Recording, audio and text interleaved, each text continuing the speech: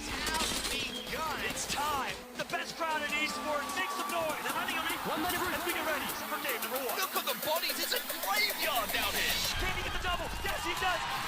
Going for the triple kill to kick off the ALGS playoffs in London. He's going to be hitting some big shots. Oh my goodness, the damage. The Graver shot finally landing. Guard is going to win this game. Ascend will pick up the win. Oh, he's playing a block. He punches him. Are you kidding? He's on main. It should work out. Peekaboo. Oh, it's going with the Graver.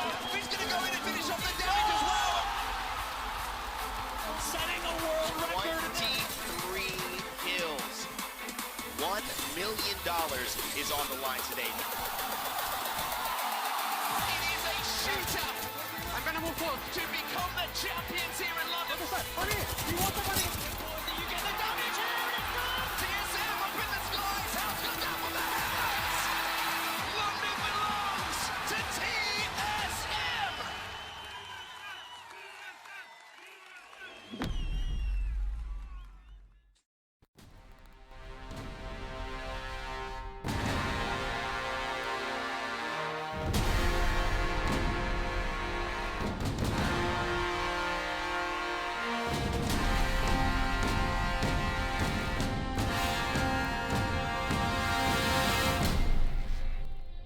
After a long, hard-fought 3 months, the time has finally come for our final dance.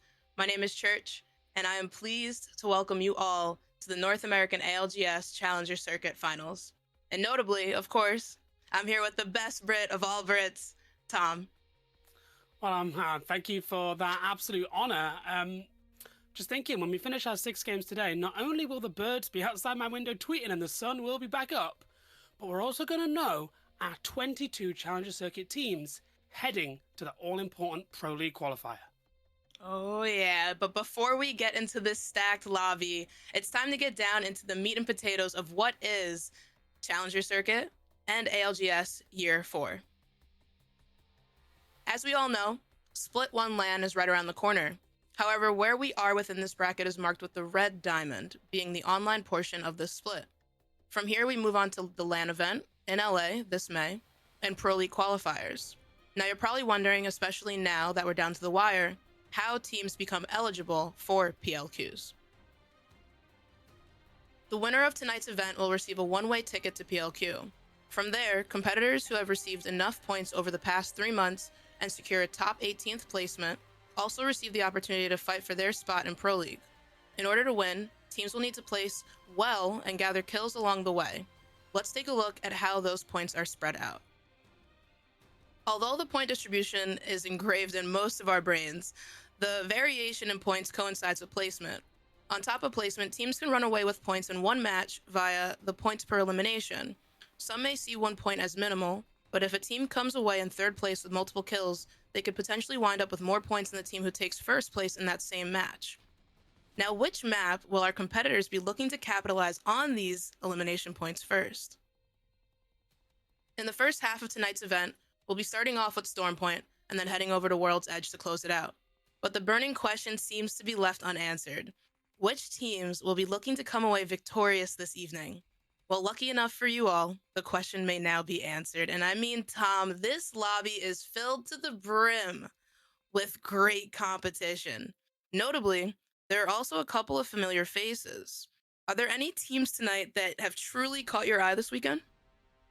Yeah, so I'm keeping my eye on No Limits, and that is because they are one of the few teams that can still secure that top 2. Because don't forget, Church, 2 teams from the Challenger Circuit, the team in number 1 and number 2 in the overall leaderboards, will actually skip around in the Pro League qualifier, and they will head straight to the winners round number 2, which gives them an even better chance of qualifying for Pro League. And because Casual Gaming and Womp Womp didn't make it today, they're not here, that gives 3 teams the opportunity to surpass them based on how they placed today. No Limits, my team to watch, they need only 12th place today to pass Casual Gaming. Bear Goats are looking for 8th, and Eternal need 3rd. So I'm going to be keeping an eye on all 3 of those teams throughout today's 6 matches to see how that top of the leaderboard shakes out. Now, you did just mention my team to watch, and that is going to be Eternal. I had the pleasure of speaking with Sang earlier today, the IGL for said team. And it's safe to say after that conversation that I'm locking them in. You talk about dedication and perseverance. This team across the board is either working full time or they're going to school full time. So some may see the inability to partake in scrims 24/7 as a deficit, but Sang did share that they utilize that lack of repetition to their benefit by saving energy for the weekends. And Tom, clearly that's paid off for them pretty well. Yeah, 100%. And, Viz on Eternal is like the CEO of Tier 2, right? He's almost Tier 2 good. He runs all those scrims. He's built, an amazing organization that has helped teams in the Pro League, but also helped, practice for almost all of these teams that we're seeing here compete today. So absolutely deserving. And like we said, they remember the shout of skipping that first round in the Pro League qualifier. They have a real good shout today. And then there are two teams that I definitely want to pay attention to. That's going to be Cactus Coolin and Lonely Fans. And it's due to two individual players from those separate teams. For Lonely Fans, Blueberry, one of their teammates who became their third M&K, so they're also triple stacked on M&K here. Blueberry has not played this game in a year. Specifically, they re-downloaded the game on Wednesday. So in my opinion, you talk about, skill set. Waking up one day and saying, you know what, I'm going to go for this and getting to the finals, that is just absolutely impeccable. And Boomseye from Cactus Cooling did inform me that this is Melo's first split and has handled not only the pressure, but the needed for top tier performance incredibly well, assisting them on their way to finals. Yeah, 100% Mellow. I have him, his name written down and circled on my notes in front of me. Absolutely talented control player, big grinder, has, achieved high pred in some of the splits. And I think it's interesting to see, we've seen in Apex over the last few years, more and more young controller players coming through. They're growing up on the game and they're bringing a new dimension to, the gameplay and the close quarters combat that we're seeing in ALGS at the moment. So yeah, really interested to see how Cactus Cooling do today. They are currently, I think, 11th on the overall leaderboard, so they definitely got a good shot of a high placement. They're probably already locked in for that Pro League qualifier, so today is just going to be that last bit of refinement and that last bit of practice before that all-important tournament. Yeah, the last circuit they came in 7th overall, so I'm definitely looking forward to see how they come out here. And Eternal being my team to watch, I definitely have to mention that they did end in 11th last CC, so coming into this round, a little bit more situated and structured is something to take note of. Yeah, exactly. And I'll tell you something else I'm keeping my eye on today is there's so many permutations of where every team finishes, right? We've got teams that have to win, teams like Chitterlangs, who aren't on the leaderboard. They're 160th right now. The only way they're making the Pro League qualifier is to win, is to take first place. We've got teams like CCE that basically have already won the Challenger Circuit. They're pretty much locked in first place. Teams like we mentioned, No Limits, Bear Goats, Eternal, that are battling for top two. And then a whole range of teams that essentially are just in that middle pack and don't really have anything to play for, really. The points are set. They can't really drop out of the top 22. They can't really break into the top two. That could make some crazy gameplay moments as some of these teams maybe relax, express themselves, or look to settle some scores with teams that they maybe aren't very friendly with after 4 Challenger Circuit events. I'm glad that you brought that up because it is definitely something that has to be mentioned. These teams that have absolutely nothing to lose may be an absolute menace for some of our top contenders here. And as you mentioned, I am just so eager to see how this all plays out. Yeah, exactly. I mean, Challenger Circuit is a lottery at the best of times. And when you're at the last day of the last circuit with, so many unknowns, so many things going on, carnage is basically inevitable, I think. But it's which teams, take advantage of that. Could we see something, crazy? Could we see a team that maybe we're not expecting to do so well, take advantage of other teams, maybe adjusting their playstyle or targeting other teams? Might we see teams landing on each other? It's pretty much all cards are on the table. But I think one sort of mitigating factor is, of course, that Pro League qualifier. It's Monday, right? It literally starts this week. It starts on Friday. So this is actually the best quality scrim that these teams will get because we all know scrims. We've been there, we've watched them, we've played in them. They aren't very realistic. So this is also amazing practice for those teams. If you're a team like CCE, this is a chance to hone your skills, to clock in, maybe to try comming in a certain way or a specific comp, to work out, your macro for zone A, B, C. When do we hit beacon? When do we hit player scan? Where do we rotate? So just because you don't have anything to play for in terms of the overall leaderboard doesn't mean that there isn't an opportunity here. And it'll be interesting to see how different teams approach today with all those different things in mind.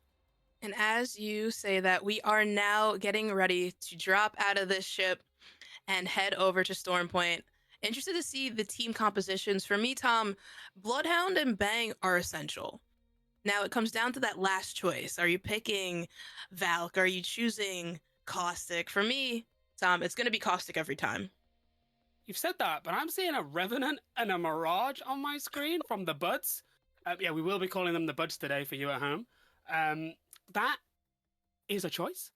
I guess this is one of those things where you've got nothing to lose, right? You've got nothing to play for. That team is in 14th already. We saw them win a game on Mirage Octane Fuse in the quarterfinals, right? So clearly they can make it work on some of these legends. I'm all here for innovation and experimentation.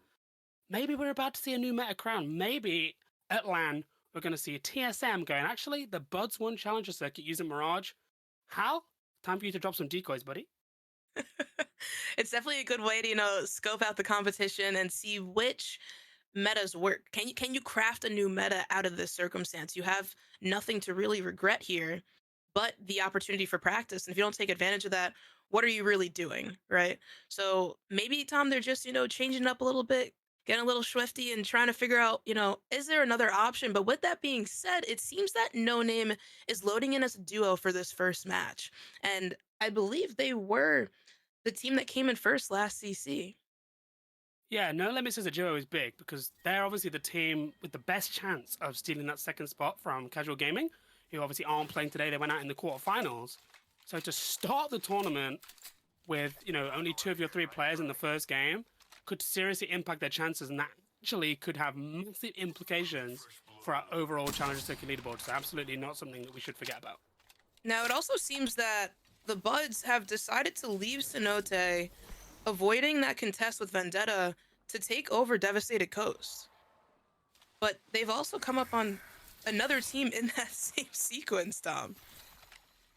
I mean, we promised Carnage and Chaos, right? I think we're seeing it already. We've got Mirage, we've got a random contest that we weren't expecting. We've got Revenant with a Sentinel. I mean, again, so is this it? Is this Challenger Circuit in a nutshell, right? You've got nothing to lose. Why not? Why not play random legends that we're not used to seeing? Why not just land on a team that isn't expecting it, changing your POI completely? The element of surprise is so important in Apex Legends. Now, MNK from Weave having blue shields already as Bang is definitely essential for moving up here, but it does seem that the Buds are going to start relocating themselves closer towards Pylon over to that no-name building here and getting away scotch-free as those Hemlock shots do not connect. And that's going to be Riley rocking the Bloodhound.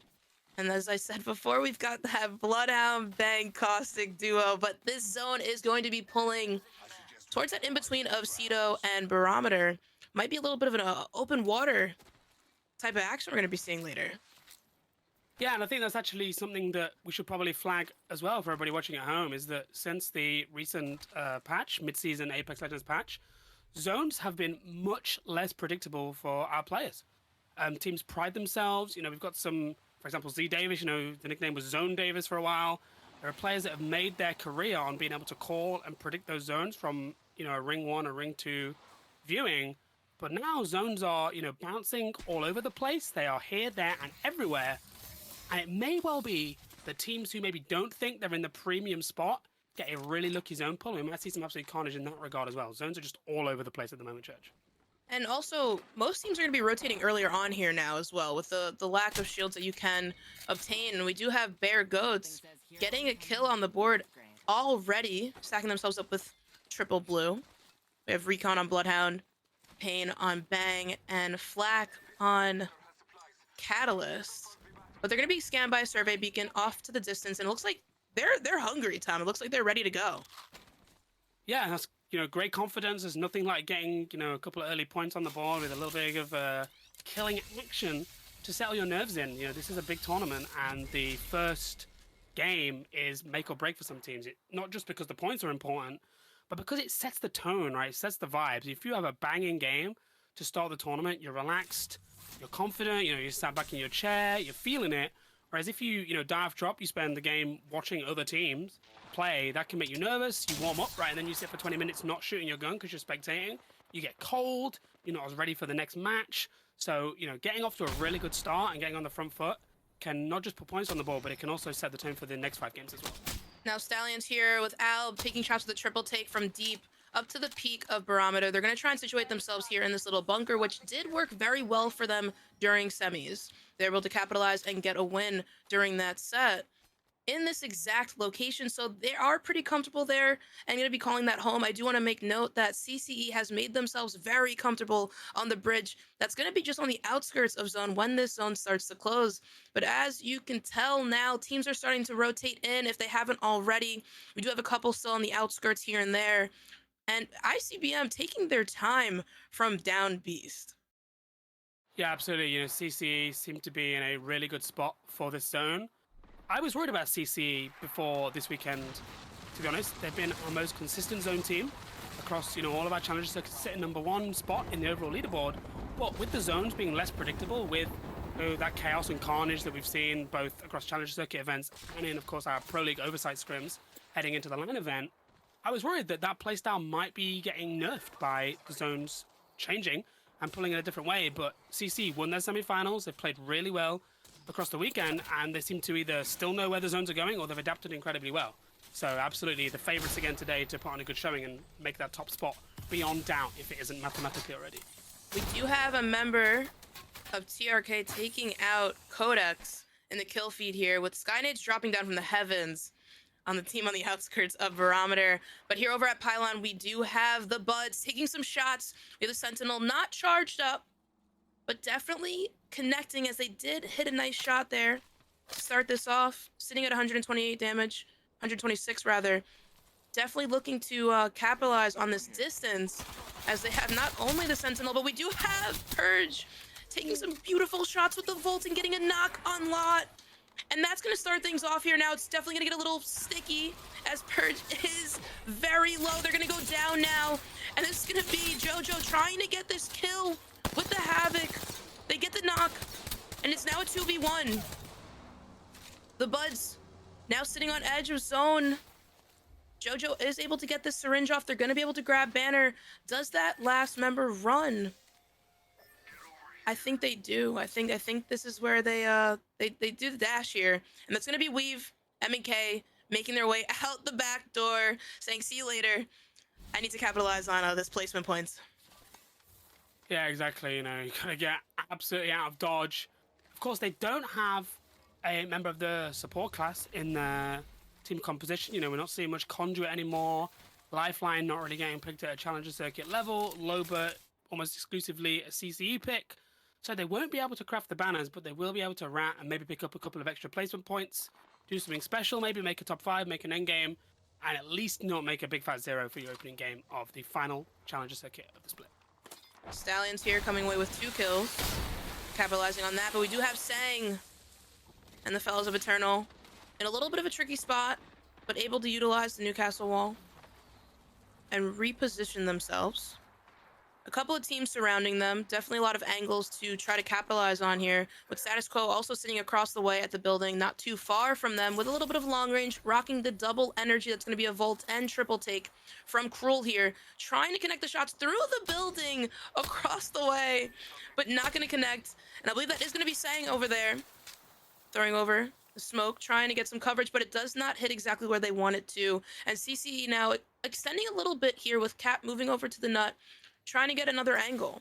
It's going to be NGNL figuring out a way to rotate out. Tom, this looks a little bit tricky. Yeah, this seems like a really difficult rotate. They haven't got a Wraith, they haven't got an Ash. An evac tower would literally get obliterated. You've got Rampart staring at you with the Sheila, with the amped cover.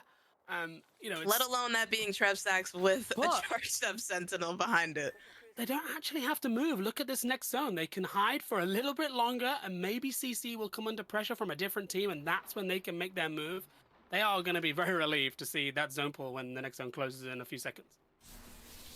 We do have No Name sitting across from Stallions. Stallions looking to get a couple more kills on the board, but both of these teams both have 2 kills right now, so they've both been involved in some form of fight here, and a little bit more warm now. I'm sure they've been warming up all day, but connecting with the 30-30 is going to be Chick.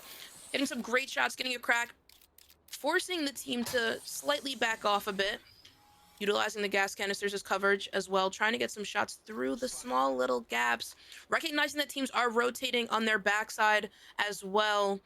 This one's going to be a little bit more drawn out. But talk about eager with some shots from deep. This is going to be the Buds flying in hot, relatively on top, but rather below. But it's going to be Cheek not letting that happen. But Puck, Proficiency, JoJo. Unfortunately, they are going to lose one. And the Buds are now down to 2 members. JoJo's sitting comfortably underneath at the ultimate low ground.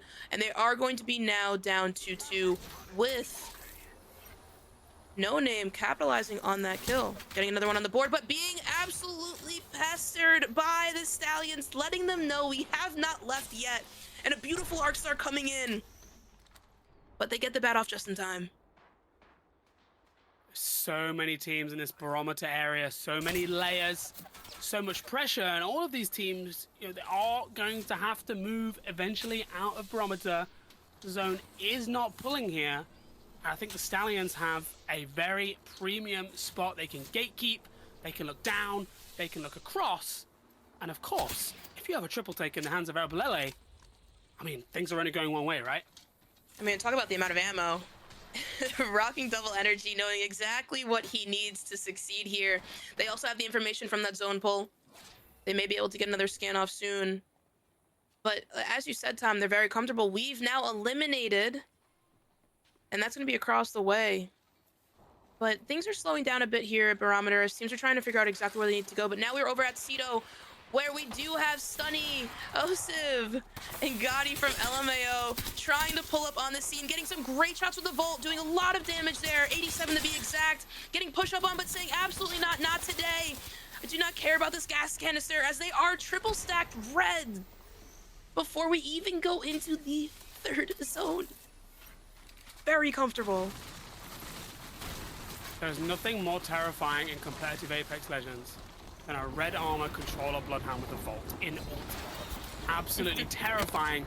But of course, there's so many teams around, and LMAO, they've chosen to take the height here. They've chosen to disengage from inside, but that now exposes them to pressure from all sorts of teams in the nearby vicinity, and they may well get chipped away of a significant portion of the health here as we jump on board with Stallions as they look to clean up the bottom of Barometer. Looks like they've actually cleaned it. Taking out No Name so effortlessly. I think in that sequence there, No Name took out the Buds, and Alb and the boys recognized that and dropped down and took advantage of the situation. But over at Cito, it is still very sticky. Great shots from Gotti here with the Hemlock, doing a bit of damage here with that 3-time scope, trying to now get some different angles. That's going to be Stunny and Gotti making a rotation now to their south side.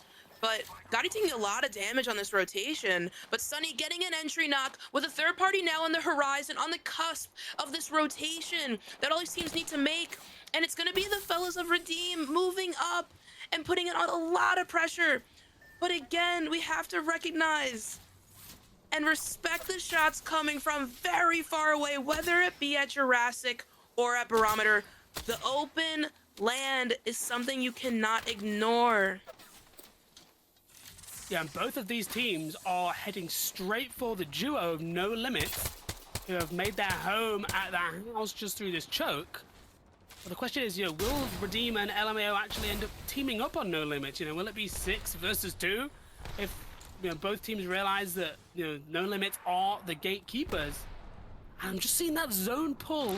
The next zone is pulling directly into the open. There are no teams in the next zone. There's a Cactus Calling and ICBM are on the edge, but nobody else is in the zone. Every single team right now has to move. We're about to see some absolute chaos here in our first game.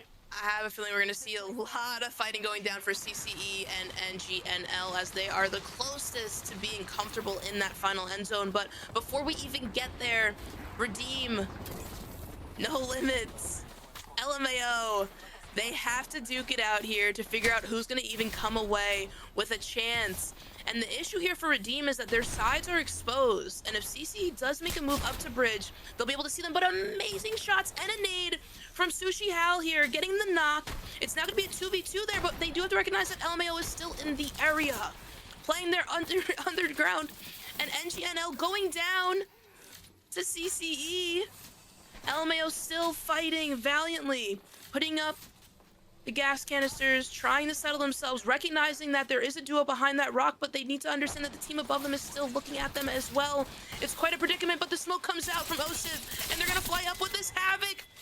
Turbo charged up, cleaning up Redeem, and now it's up to them in a 2v2 at this building to figure out who makes their way, Tom, to this final zone.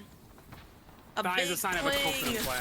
From Sushi Hal, swinging up with the Havoc, charged up and cleaning up LMAO to also become the new kill leader. Duo does not mean a thing for No Limits here today. Absolutely playing spectacular, but now we're on the edge of barometer with Sang trying to hold it down for Eternals. Ping Wingman losing one, status quo going down. And now it's gonna be Eternals versus Ping Wingman, and great shots come out from Thales. Cuz trying to get that upgrade, trying to do something with the movement, but cannot get it done. And now it's gonna be up to Eternal to make a rotation across the open water with No Limits, I believe, just on the edge of them. And they're gonna push up, it's gonna be Sushi Hall going crazy. Getting another two. With that Havoc, Tom, the boys are feeling themselves today. We have lost so many teams in the last 20 seconds. It's absolutely unbelievable. And you'll never guess who's sat in zone safely behind their Rampart amp covers. It is CCE. I think that they decide where the zone goes. I think the zone just follows CC around the map. But you know what else follows CC around the map? The Vault of Albrelele. Now, Albarelli and Jalone getting massive knocks here and taking out CCE like they meant absolutely nothing to anybody. Talking about an early rotation, not doing anything with a team like Stallions coming into the mix. Cactus Cooling now also getting eliminated by ICBM, who's been playing the edge for quite some time. Down to 3 squads, Tom. They're going to have a lot of time to situate themselves and make this rotation in, because guess what? No Limits is already applying pressure to Stallions on the bridge. Wow, I mean, who could have predicted such an open endgame for our first zone? It's exactly like we mentioned, you know, these unusual zone pools maybe not going where everybody predicted, and suddenly everybody finds themselves out of the zone, and you've got people literally sprinting in, holding hands with their opponents, or just cooking each other as they try and cross the open. Red Sea with a Kraber. Only 4 bullets, though. Only 4 bullets. And there are 6 enemies to kill. So, listen, you know, when you got a duo across the way, it might be able to get it done, but we do have ICBM now approaching. Oh my goodness, Alb has a Kraber as well. Can we just take a moment of silence for No Limits? It's the disrespect, you know? You wipe CC and then you loot a Kraber from their black market. From their black market, but Alb getting poked now on the side here. Getting a little too eager with the angles. Recognizing the duo, they now have that understanding of what they're up against on the right-hand side. They need to start acknowledging their left and respecting that, but a big shot coming out behind the shield, but they do not connect. That could have been it, Tom. That could have been the movement for Stallions to apply the additional pressure to No Limits, but it's not going to be enough quite yet. They're going to play this out a little bit slower here. They now have the understanding that there's triple man on their left. Retzi playing Bloodhound could get a massive scan here to give them the ability to move up. Do the Stallions allow ICBM to get bullied a bit? And there's that information they were looking for, Tom. And now they can decide if they need to apply the pressure early on or let the beat build. Great shot from Alb, connecting there on ICBM from deep, looking to put the nail in the coffin, but cannot connect, getting a couple of shots back from ICBM, not feeling scared at all to re-peek. They have time. Both teams will get steady. Alb letting it sing, but not connecting. Just 3 bullets left in this Kraber. The boys of No Limits allowing this to go down, saying, you know what, that's not our fight. We know what we can go up against. Is that a no-reg? Did you hear the clink? that We'll I have to get some heard. VAR on that one, I think. We need an action replay if that bullet actually connected or not. Oh I my was goodness. just sitting here thinking, this is where the experience of Stallions comes in. They've got all three of these players have Pro League experience. Alb, obviously, he's been there, done that. He's a LAN champion, right? Multiple LAN champion. Red Sea, very experienced competitor, former Sentinels. Stallions, obviously, not that long ago was a Pro League team. And the question is, will they accept that they have to move first? They are the team with the least favorable position, but they have the most favorable abilities with that double Krayback and Caustic as well. Now, No Limits did actually move up on Stallions. They decided to take the first step. And ICBM did the same exact thing. Both teams now applying pressure from each side. But ICBM gonna have the upper hand here with this angle from the cross. And that's gonna be Satiability taking out Alb, making it now 2 duo Stallions eliminated now. And this is gonna be an easy cleanup for ICBM. And just like that, patience and perseverance on the edge, Tom, does it. I mean, it was a Stallion sandwich, right? They didn't really take the opportunity to send it on either the left or the right. They dithered, they looked for a Kraber shot, maybe unlucky with that no reg. They couldn't quite find that knock, which would allow them to burst out of that bridge position and, clean up one of their sides. And in the end, ICBM always going to benefit, No Limits, only a duo. So unable really to clean wipe with 3 up. They're always going to be at a one-man disadvantage because there's one man just completely missing for them this game. So ICBM, their key moment there, when they wiped Cactus Coolin, they cleared their side of the zone and they put themselves in a great position to clean up that final fight. And you talk about clutch too. That was a 1v1 scenario. That was the telltale of it all. If they lost that fight there, it was done for them. But I do have to give kudos to No Limits going in as a duo and coming up the way they did in second is just, I think it goes to show they're here for a fight.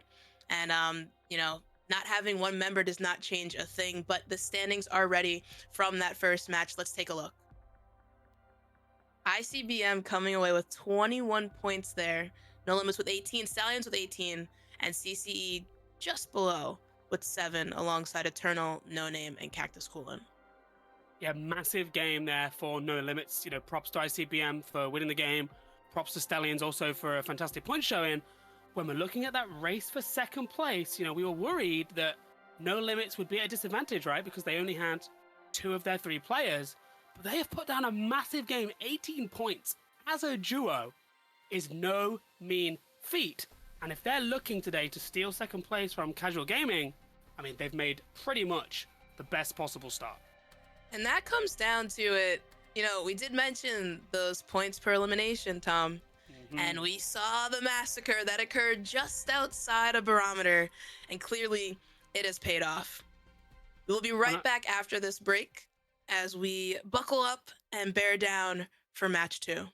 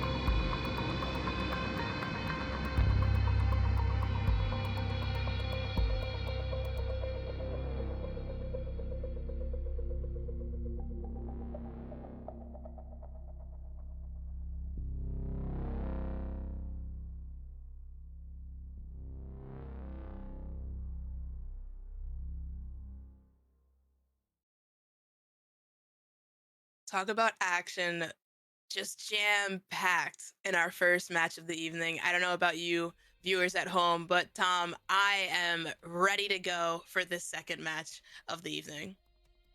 I tell you what, I'm exhausted actually. That was just complete and utter carnage. Open water, people just absolutely sprinting across open fields. You got Newcastle shields down. You got Rampart looking at you across the building. I just can't get over that performance from No Limits. I I mean, feel bad. Sushi I wrote it off. Hal with Yeah, the Havoc in hand, just putting in damage after damage, not even taking a second to breathe, Tom. exactly. I always think about how teams feel. How do you approach the next game? What is your mentality like? And going as a duo, you're probably feeling a bit negative, a bit worried, thinking about, oh, what does this mean? We might not get to do what we need to do today in terms of the overall scores. And then you put a game down like that, those boys are going to absolutely be on the other type of Cloud9.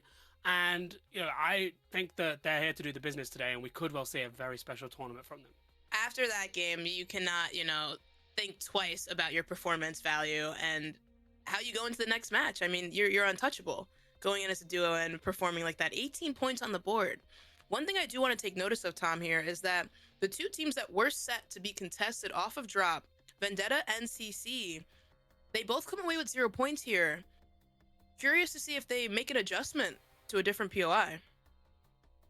Yeah, 100%. I think that's a really interesting point, because if we were, the last time we casted the second Challenger Circuit or in any of the other events, you're thinking with a bit more of a long-term mentality, right? Well, okay, we're in the finals, we've got 900 points minimum on the board. If we can earn this spot for the next Challenger Circuit, then it's worth contesting, it's worth this difficult fight. But there's no more events left. This is it. This is make or break. So do you choose actually to make a change, to make a play that is likely to yield you a better overall placing, instead of this sort of tit for tat, long-term mentality in terms of one specific drop spot? We will see what teams choose to do in game 2, and I am seeing a fuse from the Buds. So we've got a fuse now, but I don't see Revenant. So I'm feeling a little bit more comfortable. Something about Fuse just makes me feel a little bit more comfy cozy in comparison to the robot that is Revenant. The Buds came out flying the last match, and it seems to me that they are going out on a whim, and as we mentioned earlier, potentially just looking to see what combinations and which characters they can put together to create some new form of meta. Exactly. They're in that position of, we're already qualified for the Pro League qualifier next weekend. We can't get the points together in order to break into that top 2 and skip that round. So why not have some fun? Why not play a bit loose, experiment, maybe get a clip for Twitter or two, wind some people up. Who knows, right? Reel. Anything, The yeah, highlight get the reel highlight coming reel up hot. in. Knuckle Cluster, Mirage Clones, that's at least 20 likes. That might get you, 1 cent from revenue if you have Twitter Blue. So why not? Clock in, get your bag. So CDC does make a change. They head over to Coastal Camp now. So making an adjustment. Good choice. Clear as day. And Vendetta being left alone because the Buds did leave Cenote and they headed over to Devastated Coast. But we do have this contest right off the bat. And it seems that the Buds are looking to get these kills a little bit earlier on. Entry damage now from Proficiency on that fuse. But it's not going to be enough as Cuz does come out with the alternator, getting that entry knock. And it's now going to be a 2v3 scenario here for the Buds. They're even going to get that full kill now. And Tom, I mean, they're gonna feel eager here. Talking about stepping on our turf, they didn't claim this spot originally. I wouldn't be taking that, would you? No, I wouldn't be either. And of course, in that first game, there was the element of surprise, but they were expecting it. It's a different dynamic, and it looks like they are going to back off. And having that Gibraltar does mean they can craft banners if necessary, because we've already got a third team entering the mix here. It looks like Church is just absolute carnage. Weave getting going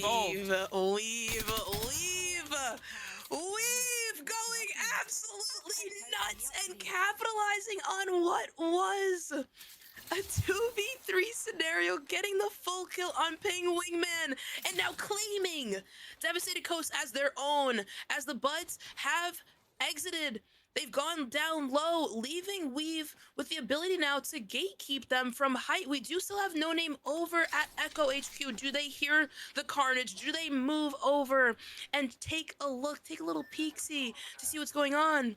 Or do they rotate behind CDC now? Knowing Weave, though, Tom, they're going to recognize this and look for blood. Yeah, we've absolutely locked in there. They understood that the contest was happening. They put boots on the ground, they picked up a weapon, and they absolutely booked it for Devastated Ghost. And I guess that's why it's called Devastated Ghost, because Ping Wingman are going to be absolutely devastated right now. They were just in the sandwich there. You know, they were the ham, and those two other teams were the bread. And it looks like, Where's the you know, cheese? yeah, well, yeah, we definitely need some cheese, and I think if there was going to be any cheese, it would be picking Fuse, right? A little bit cringe. That's a joke. Please don't knuckle cluster me. I take it back. We have Stallions taking some space here and capitalizing on a little bit of extra materials, some extra resources over at the armory, the broken armory rather. Gonna move over to the bins now, utilizing the car. Moving around, moving and grooving safely and soundly, taking a little bit of damage here and there, but they are triple blue. Alb getting comfortable again with this double energy combo of a Volt and triple take. But Retzi taking a little peek, recognizing that teams are trying to fly ahead and going to the armor that they just left. And that's going to be Jalone taking out a member. Unknown going down to the Hemlock from deep.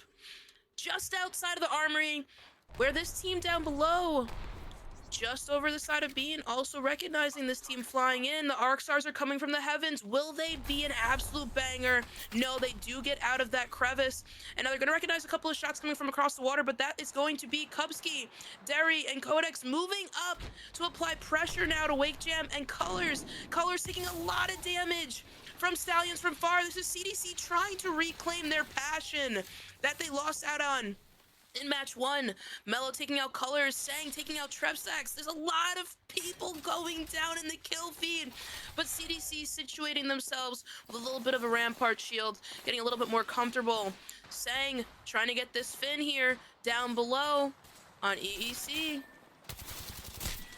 Rather, CCE going out early. That's gonna be Eternal, my team to watch, putting in the damage with the Prowler Alternator combo. Viz utilizing that information that he gathers every day from those scrims that they hold, and recognizing that this is the opportunity for them to really take out a top contender.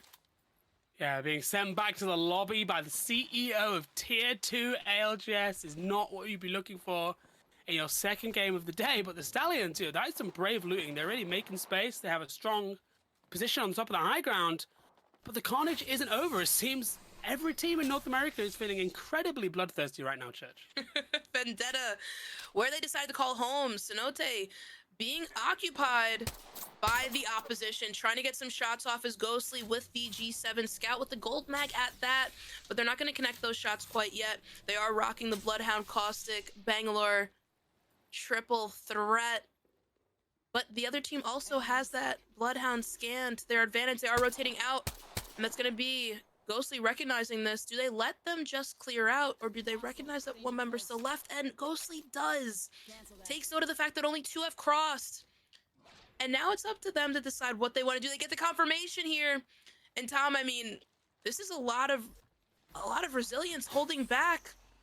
Ghostly holding that height, allowing for Lubs to move up, get an entry with that car, putting in big damage and cleaning it up is Nyx. And they're going to get that full kill. That's going to be No Limits going down early. So that was a different team rotating out. There were three teams occupying Cenote. But No Limits, our second place team from the first match, going out early as a duo.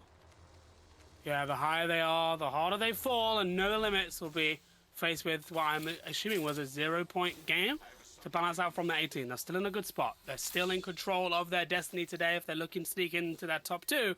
But that is absolutely not the follow-up they wanted from their excellent first game, and they will be sent back to the drawing board.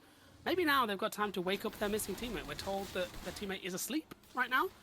So if anybody has their phone number, maybe give them a ring. See if you can wake them up.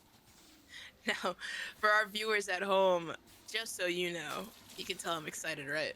We've got another open spaced end zone coming for you all yet again.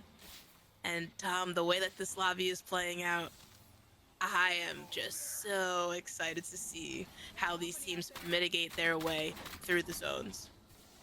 If you could see my face right now, it's like that meme of the army guy looking absolutely terrified because this takes me back to playing in the EMEA Challenge circuit myself for a few years. Sometimes you'd get a zone and you'd go, okay, here we go. Time to clock in. Time for some absolute carnage. And there are teams that have found themselves spots in this zone. There are positions. Jitterlangs are about to find out the same horrifying information that we're just talking about.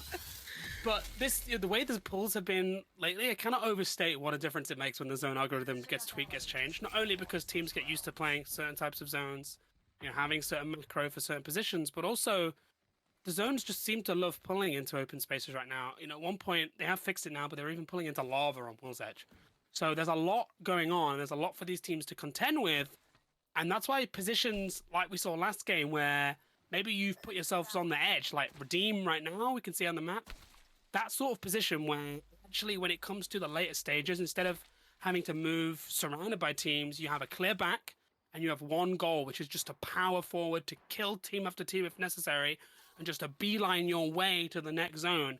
It's actually much more beneficial than having a really good spot for 3 zones and then having a terrible spot for zone 4 and 5. Now, on that overview that we did see of the map, we did note that Weave was on the very, very far side, but nevermore. Let's talk about this here. No Name with Yozi taking some good shots with the Hemlock, but not able to take one down. They're not going to give away that information that they're outside. If they were able to capitalize and get that knock, it would have played out a little bit better for them because now their location's given away quite a bit. But things are getting a little hairy for the fellas of LMAO with Osif going down. Gotti trying to get away, getting absolutely fried along that route. Jinx getting the knock on Osif. And Jitterlang's feeling a lot more comfortable this match in comparison to last. Yeah, LMAO finding out that Nemesis is no laughing matter. They absolutely shredded there by Jitterlings, and they are the unknown quantity here in this lobby. LMAO might be a duo. Sing. Yeah, they are absolutely making a big reply here, but they are pinched. There's a lot of pressure on LMAO here. And they are dealing damage to all directions. Gotti is going to have to pop a few shield cells here. Absolutely dangerously low on health. But the question is, can they grab that banner and maybe reposition to try and bring their teammate back into the fight? Now, Gotti did a phenomenal job of executing that back coverage, right? We had Sunny dealing with ICBM, but they're going to get swung now, trying to grab that banner. And unfortunately, they're going to go down. So now up to Sunny in a 1v, I believe, 3 scenario with Jitterlings. Feeling again more comfortable than ever, and it's not going to be enough as that's going to be LMAO eliminated, but Jitterlings needs to be careful. We do have ICBM on the horizon over at Mills. They understood that there was another team on LMAO's back, so now they're going to reposition themselves to the next building over at Mills to get an angle on Jitterlings, who's going to be downhill. Will they be able to get out of this? And we do have, I believe that is Bear Goat as... No, it's Redeem. Redeem moving up now. Seeing ICBM, but do they see Jitterlings down below? It's this open space, Tom, and I love it. I absolutely love it. Yeah, 0 damage there is Z Davis for those at home. Little bit of a running joke that Z Davis maybe does slightly less damage than his teammates on pretty much every single occasion. But Z Davis is the mastermind behind this team, very experienced IGL.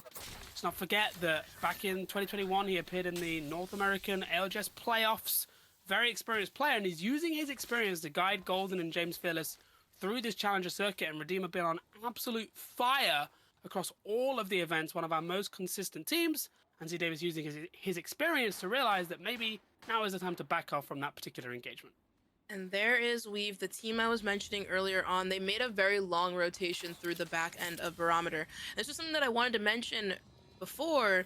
The way they decided to rotate in was completely free. There was absolutely nobody in sight, allowing them to approach whichever team they saw fit. Taking this gravity cannon is so aggressively risky, but seemingly so.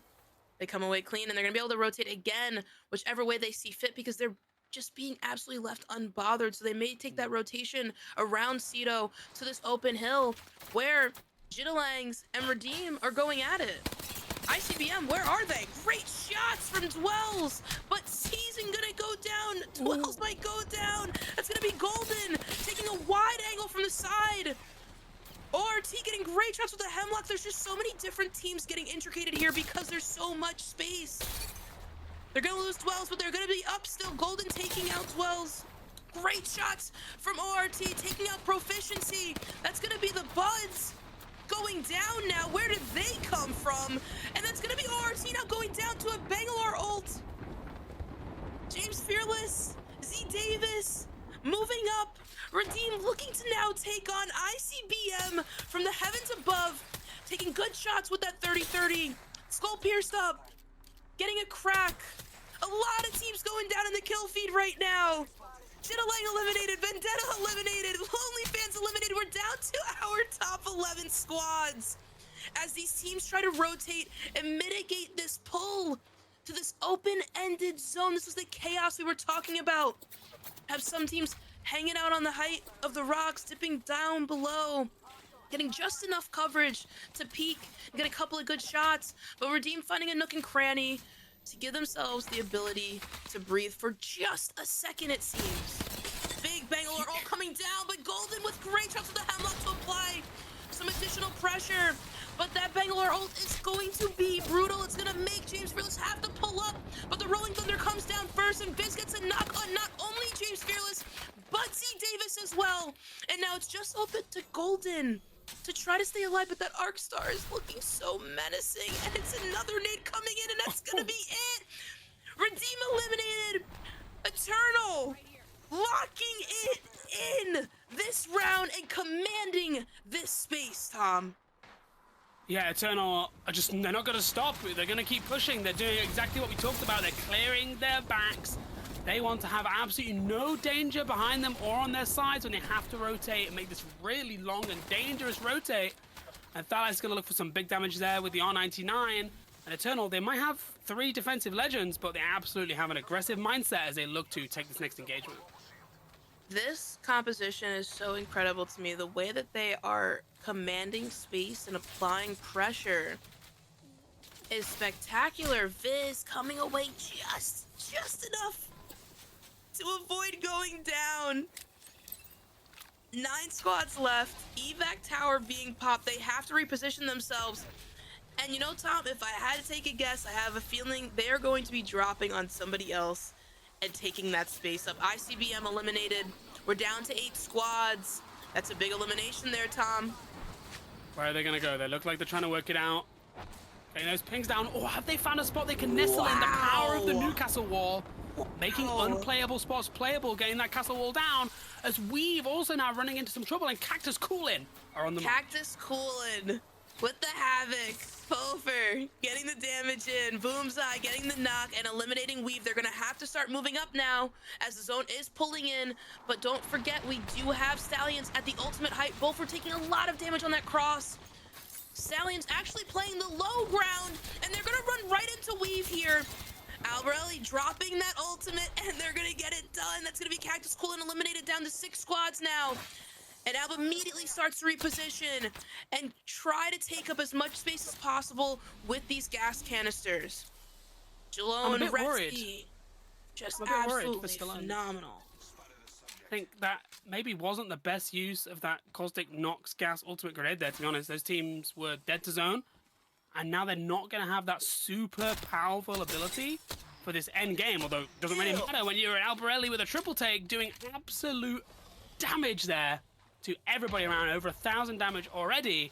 But they have to move. They might have the high ground now, but that high ground is short-lived, and the Stallions are going to have to look for somewhere to trot onto. It's a great point to make. This next rotation for Stallions is definitely going to be one that's quite difficult, as there are teams already settled down below. They do have a team on their left-hand side, which I believe is Eternals. And we already know they're very eager. For me personally, I'm hoping they go up against one another because I think it's going to be a fight for the H's. But we do have teams picking and poking from across the way. Alb's not a fan, so he's going to take a couple of shots here with that triple take. Not connecting exactly, hitting one. Disregard, hitting the car. And that is going to be Eternals. Eternals sitting down below, capitalizing on the loot from previous transgressions. noting that the team across from them is taking shots. What they don't realize is that they also let out that smoke for Stallions. They're gonna make the rotation now to bridge to try and take up that space. Big Bangalore coming down from Viz. Double evac tower coming down. And going to utilize that to move up to the top of bridge. But they're gonna go up against, I believe, No Name right off the rip. But we do now have Stallions pushing up and moving in. Out taking some decent amount of damage here, but is able to do the same to the other team, taking out Trips now. Triple Take coming out with a hip fire. Is it gonna be enough? The lifeline drone is out, but so is Zone, and NGNL eliminated. Alb, the sole member left, but there is a respawn beacon right there, Tom. Does Alb get the reset for free? Maybe. While Eternal maybe. fights at the bridge? It would be brave. It would be very brave. But if anybody was going to do it, Alb can do it. I just want to say that fight would have been much easier if they had their caustic ultimate. And but these small things make a big difference in these tight and tense situations. Not to like rub it in or like Tom was right, as per usual. But not, it is these tiny decisions, right? These micro, and he has revived them. They're back. They're back. Welcome if back. anyone's gonna do it, like you said, it's gonna be Alb. Alb's not one, to back down from a challenge. And in my head there, status quo, yes, they're utilizing the height, but is it enough to really get a connection? And as you can see, they're falling short here. The Havoc does not have that turbo. They don't have that initial ramp up. Status quo sitting nice and comfy, getting the scan, understanding who just came down, but we do have Viz getting a knock on Red Sea and the kill feed, and that's gonna be Eternals putting in some work at the bridge. Status quo seeing it, getting a little eager. Do they fall off the rock? And it is going to be them dropping down now. It's going to be Status quo versus Stallions out by their last life, and they're going to go down. Unfortunately, that is going to be it for Stallions. We do have Eternals now going up against one another, saying getting the reset on Thales. Gonna be able to do so, getting the back up, gonna get the reset now. More than likely, they don't get it off. They don't get it off, Tom. Gonna get shot in the back here now as well. And it's gonna be up to Sang to let this sing. He's trying to get the shots off. He gets the res and get it. It's gonna be No Name going out. It's Status Quo coming in to take out Sang. Oh my goodness. I have no words. I have absolutely no words for what we just witnessed. That boy was punching in the 1v1. I mean, oh my. Now, you talk about Newcastle, you talk about the ability to revive and have a shield. Did that knockdown shield boop the team out into zone, not allowing them to get that shot off? I have so many questions. We might have seen an ALGS boop. Like, just a battering ram, just slamming people out the way, like, hold up, this is my bridge.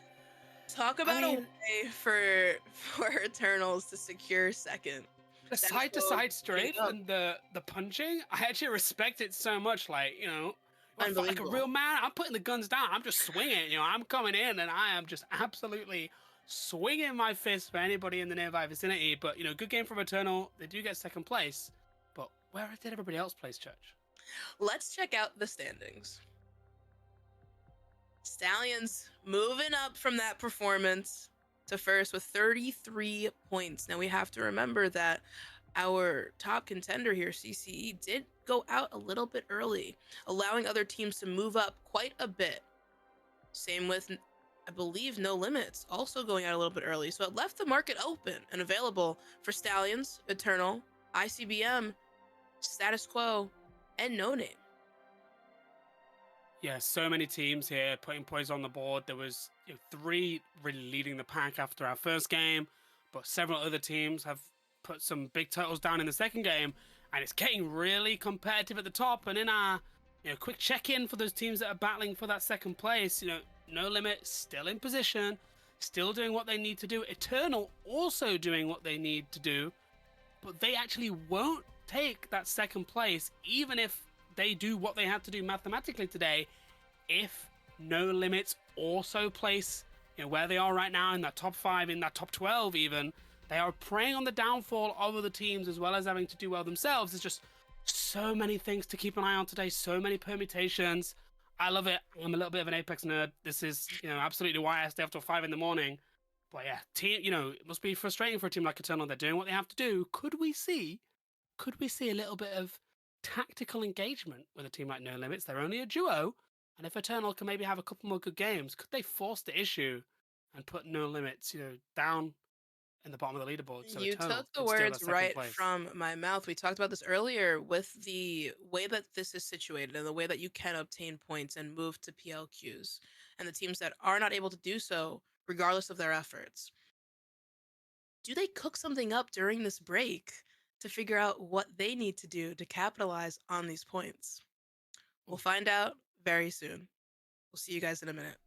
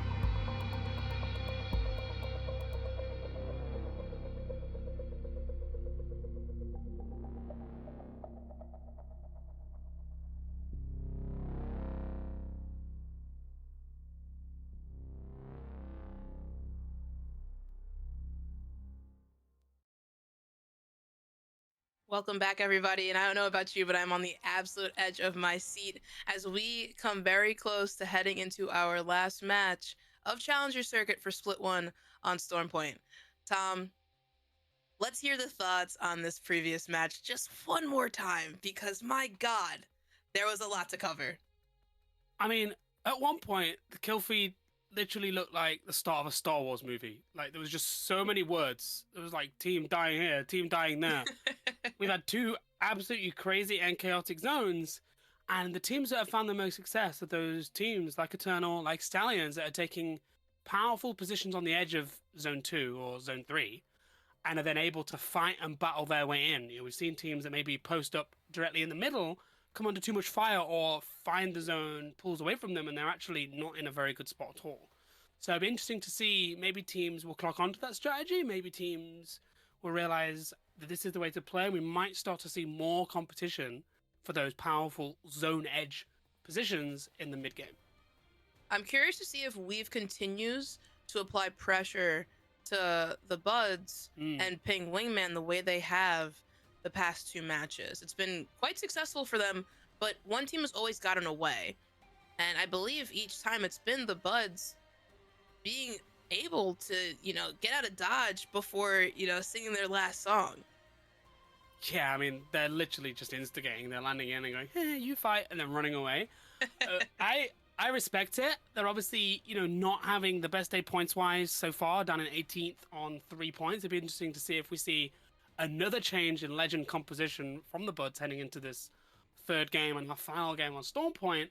Yes, Ash, there you go. You know, are we spinning a wheel? I need to check Twitter. Are we? I'm gonna have Is to this find tactical out. choices? Are we Ash pulling them out of a hat? tier? What's JoJo picking? What is JoJo cooking up here? Oh, I Watson, respect it. I'm losing my mind. I respect it.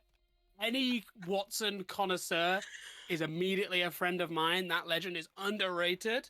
There's nothing like slamming a gen and spitting some fences out in a crazy endgame that screams ALGS. But, you know, I'm all for it. Ash, Watson. Well, now, you know, with this why pick, not? right, with the Watson, you know, they've been landing on the outskirts of Devastated Coast. They've been taking, you know, the open-ended side, landing near the bins, rather than closer to the bridge. With Watson, do they land on top of Ping Wingman and try to situate that building before they get there?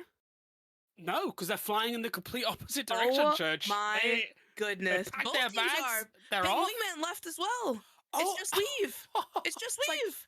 It's like the Spider-Man meme of terrified LGS players, like just pointing at each other. Tell me the Buds are headed to. Oh, they're not. They're staying over at Bean. Oh, I was looking for that Mills contest with Stallions, looking for the fury coming from Al, hearing that somebody was landing on top of them.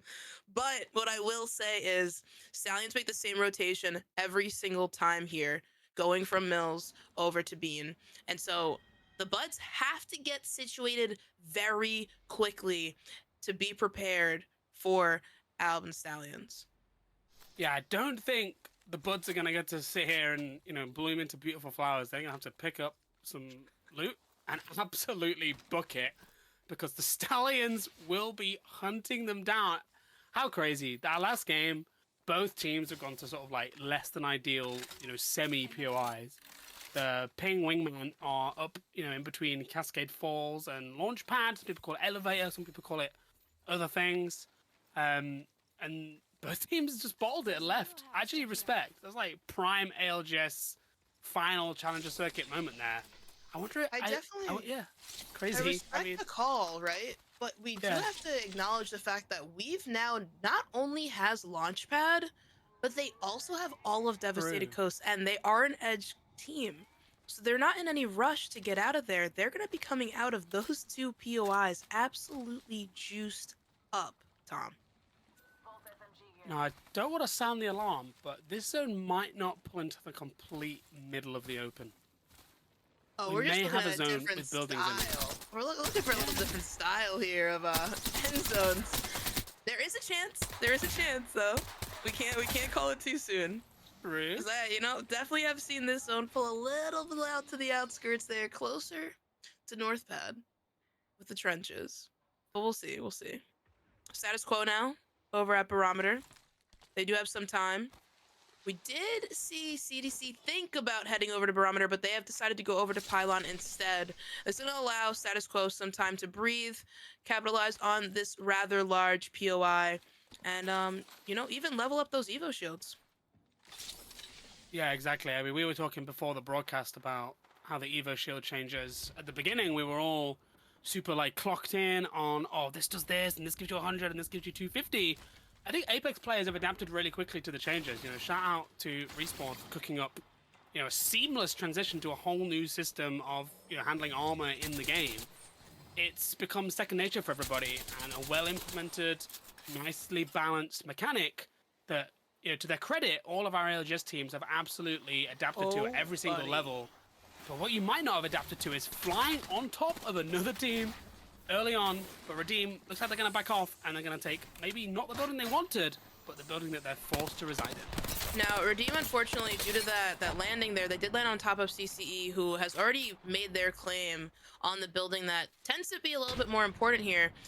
They have put themselves in between not only CCE, but also Eternal. Eternal does seem to be getting poked at here and there, but Tom, the way that you know, Trevstacks and Cap and Cobra play, I don't believe them to allow Redeem to sit comfortably in this building for far too long. No, I agree with you there. I think that they're on borrowed time. CC are going to look to get on the front foot and oppress them. And that building is basically a corridor with doors. I guess all corridors have to have doors, but you know what I'm saying. It just takes a couple of grenades, and if there's one team in this LGS tournament that isn't going to run out of grenades to throw at you, it's CCE using that Loba with the black market. They're able to pull in, all sorts of items all the way through the game. One of the most important being grenades, and they can just pepper redeem over and over again with a constant supply of ordinances. And someone else getting peppered right now is Unknown Toxins, who is last alive and looking to clutch up here for his team. Now, AKA having a rough go today, trying to, stay alive, capitalize on some placement points because the elims are not coming their way. With Bear Goat as peeking out, but getting shot at from across the way from what seems to be a different team now. They are stacked up with triple blue, but they are going to have to get healthy here.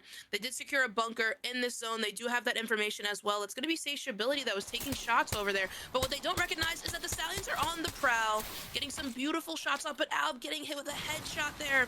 I believe a Bangalore ult was tossed, and that's going to be Jalone throwing that down.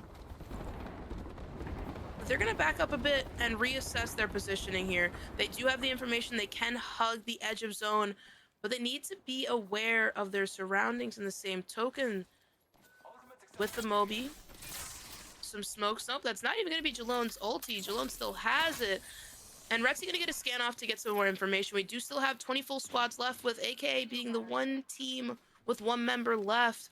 And that being a Caustic, not much mobility. And I spoke too soon. That's going to be Cap finding Unknown Toxins. Stallions here sitting pretty comfortably, looking to figure out their next move. Yeah, Stallions are looking for one of those positions that we talked about on the edge of zone, on the edge of zone 2, on the edge of zone 3, so they can have a powerful position to, play later in the game in an aggressive way. But other teams are also competing for those spots. That donut building there is one of the most powerful in this area of the map. It can be hard to hold, but it's also a very strong position. Lots of angles, lots of rotates out. You can dive into the trenches to clear up fights. You can look over all the open space around you. And looking at that map there, it looks like Stallions are going to have a second push to see if they can shift ICBM out from the all-important position. And they are going to be starting to move up here. This is going to be Alp taking that high ground, looking to capitalize on some pretty clutch angles here, but cannot quite climb the mountain the way they see fit. And the Horizon Q is going to come up, but nobody with it. Alp in a little bit of a dangerous spot now, as it seems somebody did go up the lift. They do fall back down. ICBM trying to find angles to play around with, but Alp finding them first. Getting great shots out with the alternator, trying to take out that G7, but cannot quite yet as they do take damage. It's going to be Jalone moving up, applying more pressure. They recognize that one is flash, but they're also getting crossfire from what I believe to be Lonely Fans over at the nut. That position that you did call out being so crucial for a zone like this, but just outside of the zone, just actually within it. It's going to be over at Cascade Falls. It's going to be Cactus Coolin getting some good shots here with the Hemlock with a 2x. Trying to get a knock, because Beaufort did get one on proficiency. But it seems it's going to be at least 3 teams in this location. That's going to be No Limits, Cactus Cooling, and the Buds. The Buds sitting kind of quiet right now, not like themselves. Yeah, I mean, considering where they landed, they probably don't have, a lot of resources. They're maybe just playing small, but I want to talk about Cactus Cooling. They've shifted their legend composition here. We're at Bangalore, Caustic, Gibby. Mello, the young controller prodigy that we were keeping an eye on, has moved from the Caustic over to the Bangalore, and they've introduced the Gibraltar to their composition. That might give them a little bit more, protection in those open fields, right? Maybe they're thinking, 2 wide open zones. Ooh. We need a bubble. Oh, nice shots there, Sivian, giving that man a head massage with the Hemlock. Crazy shot. Who repicks that? Oh, my goodness. Accept it to Sivian. Just hide. What are you doing? It's too brave. This is going to be Lonely Fans up against LMAO. And it seems that Osif really wants to apply pressure to this solo over to the left-hand side. It's going to be Bloodhounds sitting by themselves.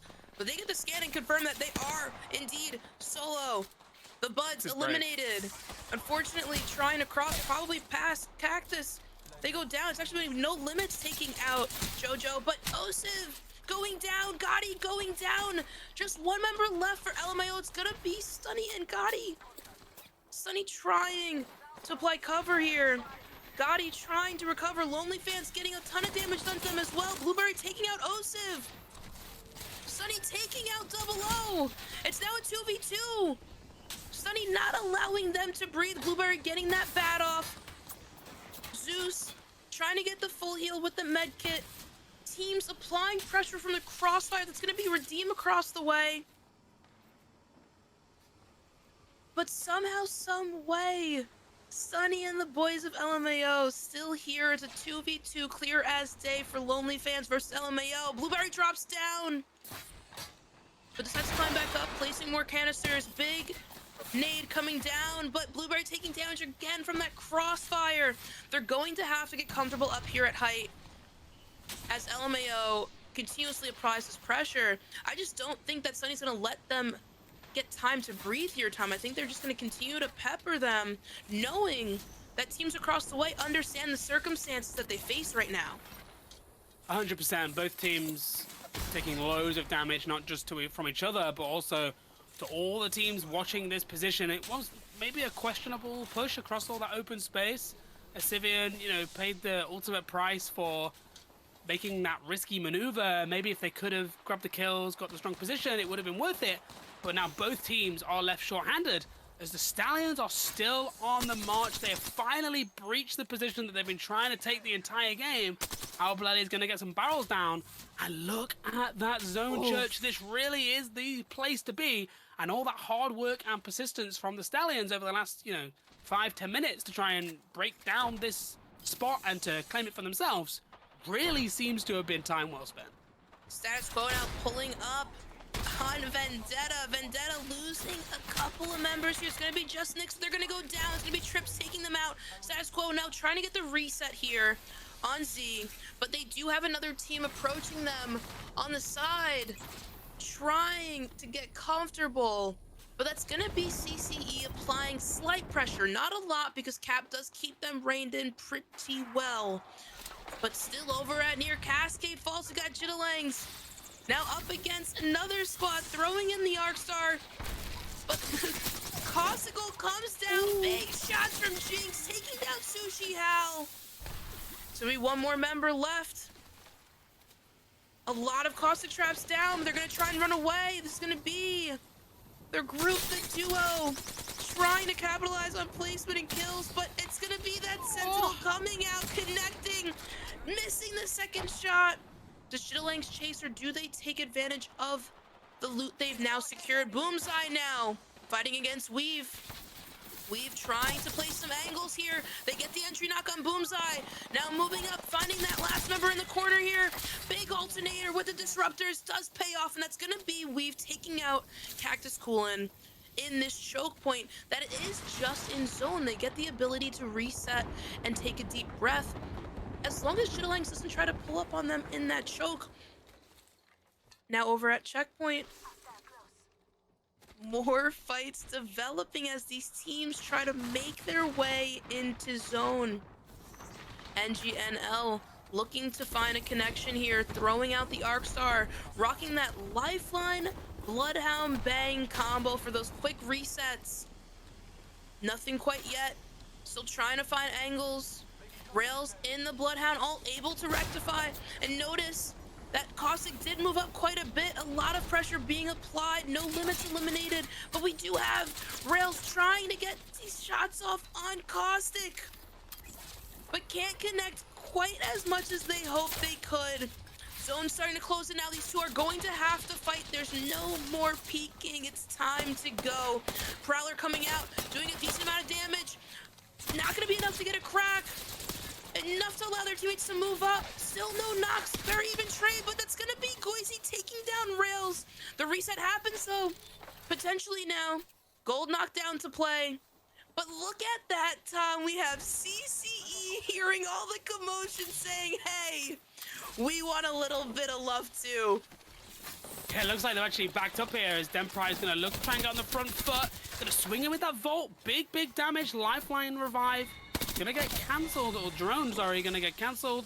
And they're going to say, thank you very much. We will take those KP, and we will take your Lifeline drone. They're going to be fully healed, and they're going to look for that solo before they slide down that hill, where CCE are nicely set up and waiting behind their rampart walls. And we are headed in to very close to the final zone of this match here, with a ton of teams going down in the kill feed. We are down now to 9 teams left. CCE recognizing that No Name has to come through that choke at this point. It's not going to be easy, Tom. Stallion taking some great shots now from across the way, looking at Bear Godaz, trying to get them to move, trying to find a way to move in, but we have status quo taking shots from the side, putting Stallions in a little bit of an uncomfortable position, but they do have the zone information. They know where they need to go. And they're in a pretty good spot, if I do say so myself. A little bit of open land, but they do have Bangalore for those smokes when they have to cross. And I mean, Tom, they came out eager. They're looking pretty good. It's just more so now about that rotation. We do have another team, though, flying in and getting shot right off the rip, right off that drop. But they're going to use the rocks and those nooks and crannies to move up. It's going to be Weave, and Weave's going to recognize another player moving out. Stallions now also recognizing teams trying to cross out in the open. These zones have been so chaotic that you don't even get a chance to think about where you want to go after you set your feet down. You just have to move. Fails, getting some good shots now. Eternal utilizing that Newcastle reset here, getting Viz back up. Gonna be able to pop that bat. And the Chaos, James Fearless taking out Cuz. Sang trying to get damage out. Cobra taking out James Fearless. It's gonna be Eternal. Ping Wingman. See, just everybody in this location. Eternal decides, let me drop the evac tower. We need to get out of this predicament. But they're a little bit eager. Great shots now from Thales with the Havoc. Redeem eliminated. And Eternal looking to stand here and hold their ground, but will it pay off as they already lose? Viz saying down to 1. Fails having to pop a bat. Trev Stocks taking out Weave, MNK, Riley taking out Wiz for good. It's gonna be a 2v2 scenario now. They do get the res. Is it a 2v3? And the queue up happens, but amazing shots from Thalis trying to pin it down. Sang takes out LOTR. Oh my god, these Newcastle res resets are blowing my mind. They get it off again. There's gonna be an armor swap in the area. They get the banner as well, and the loot. Eternal coming away somehow semi-clean, but the pressure is still being applied, Tom. And they have to figure out a way to get out. It's now gonna be CC applying the additional pressure, not giving them a moment to breathe, not a moment to think, hey, we might have did something here. And Cobra with the wingman, automatically reloaded. Gonna look to connect those shots now with 4 squads left. And Cobra said, listen, I'm moving up whether you're with me or not. It's time to clear our side. And if they do clear their side here, Tom, they're going to be in a great position. But it seems that Cap has pulled Cobra back and said, get back over here. We got a lot of game left. Yeah, 100% CCE using all the tools in their arsenal, the lower black market to get the weapon like the wingman. But it's not going to be enough, and they're going to fall in. But Cap 3 turns it on its head. It's not enough. My goodness. That was big damage, but not big enough. And look who is in the controlling position in the zone. It is the Stallions. Retzi with a big swing. He gets that kill, and we have 2 teams left, Church. Stallions now up against Bear Godaz, and Stallions taking a very wide swing that you can't see right now from this POV, but Alb is putting in so much work with his alternator, with the disruptor rounds, applying that forward pressure, with backwards pressure coming in from their 3rd member, making the widest swing of all time around the rock. Retzi, Jalon, and Alb taking advantage of the space that they obtained so early, so meticulously, not allowing others to encroach their space, demanding respect. And just like that, it pays off, Tom. 100%. Stallions, one of our most experienced teams in this lobby. All 3 players have been in the Pro League. Like we mentioned earlier, Alb is a multiple-time LAN champion. Red Sea's been in Pro League, been IGLing for a super long time in Apex Legends, and that experience was absolutely on full display there. They knew the spot they wanted. They knew where the zone was going. They called that spot so early, Tom. I mean, they left Mills and didn't even go the way they typically go. They immediately went straight to dodge.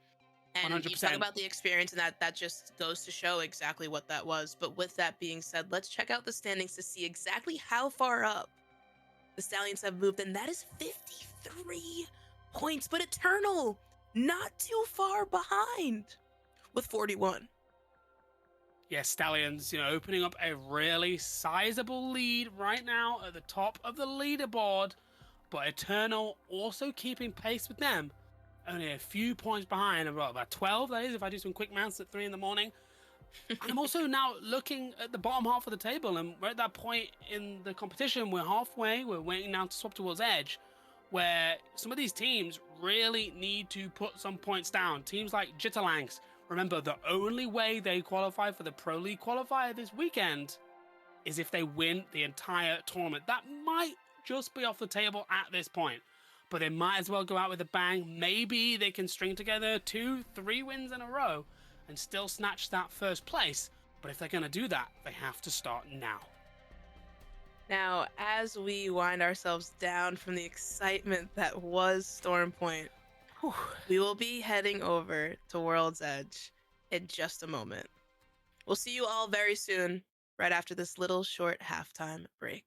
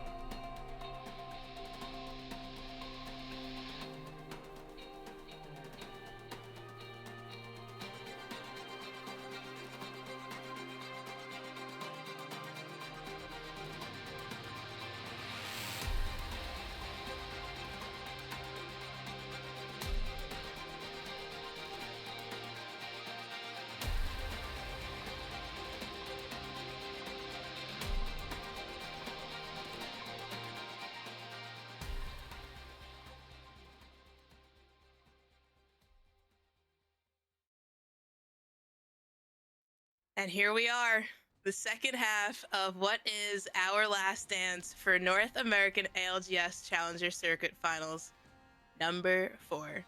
Tom, after that first half performance. How do you feel going into World's Edge? I mean, at least there's less open space on World's Edge. Maybe every zone isn't going to be absolute carnage. I said it didn't look like the zone was pulling into the open. It then showed me up. It pulled massively into the open.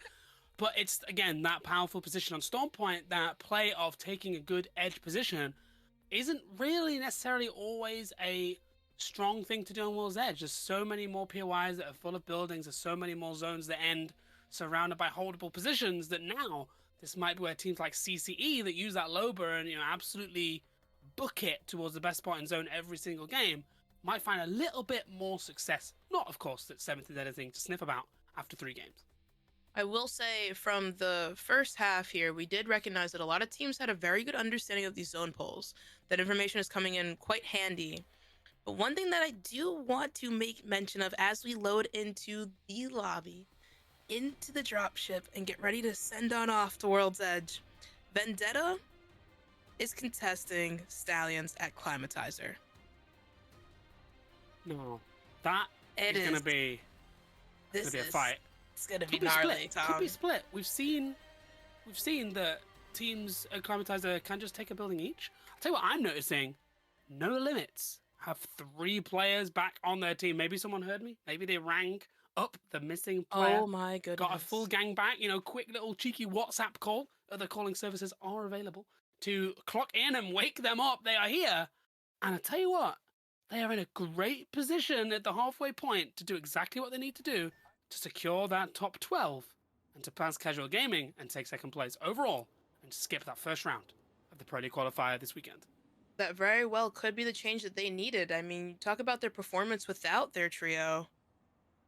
Think about what it's going to be like now as a full Conduit, 3-stack. hello.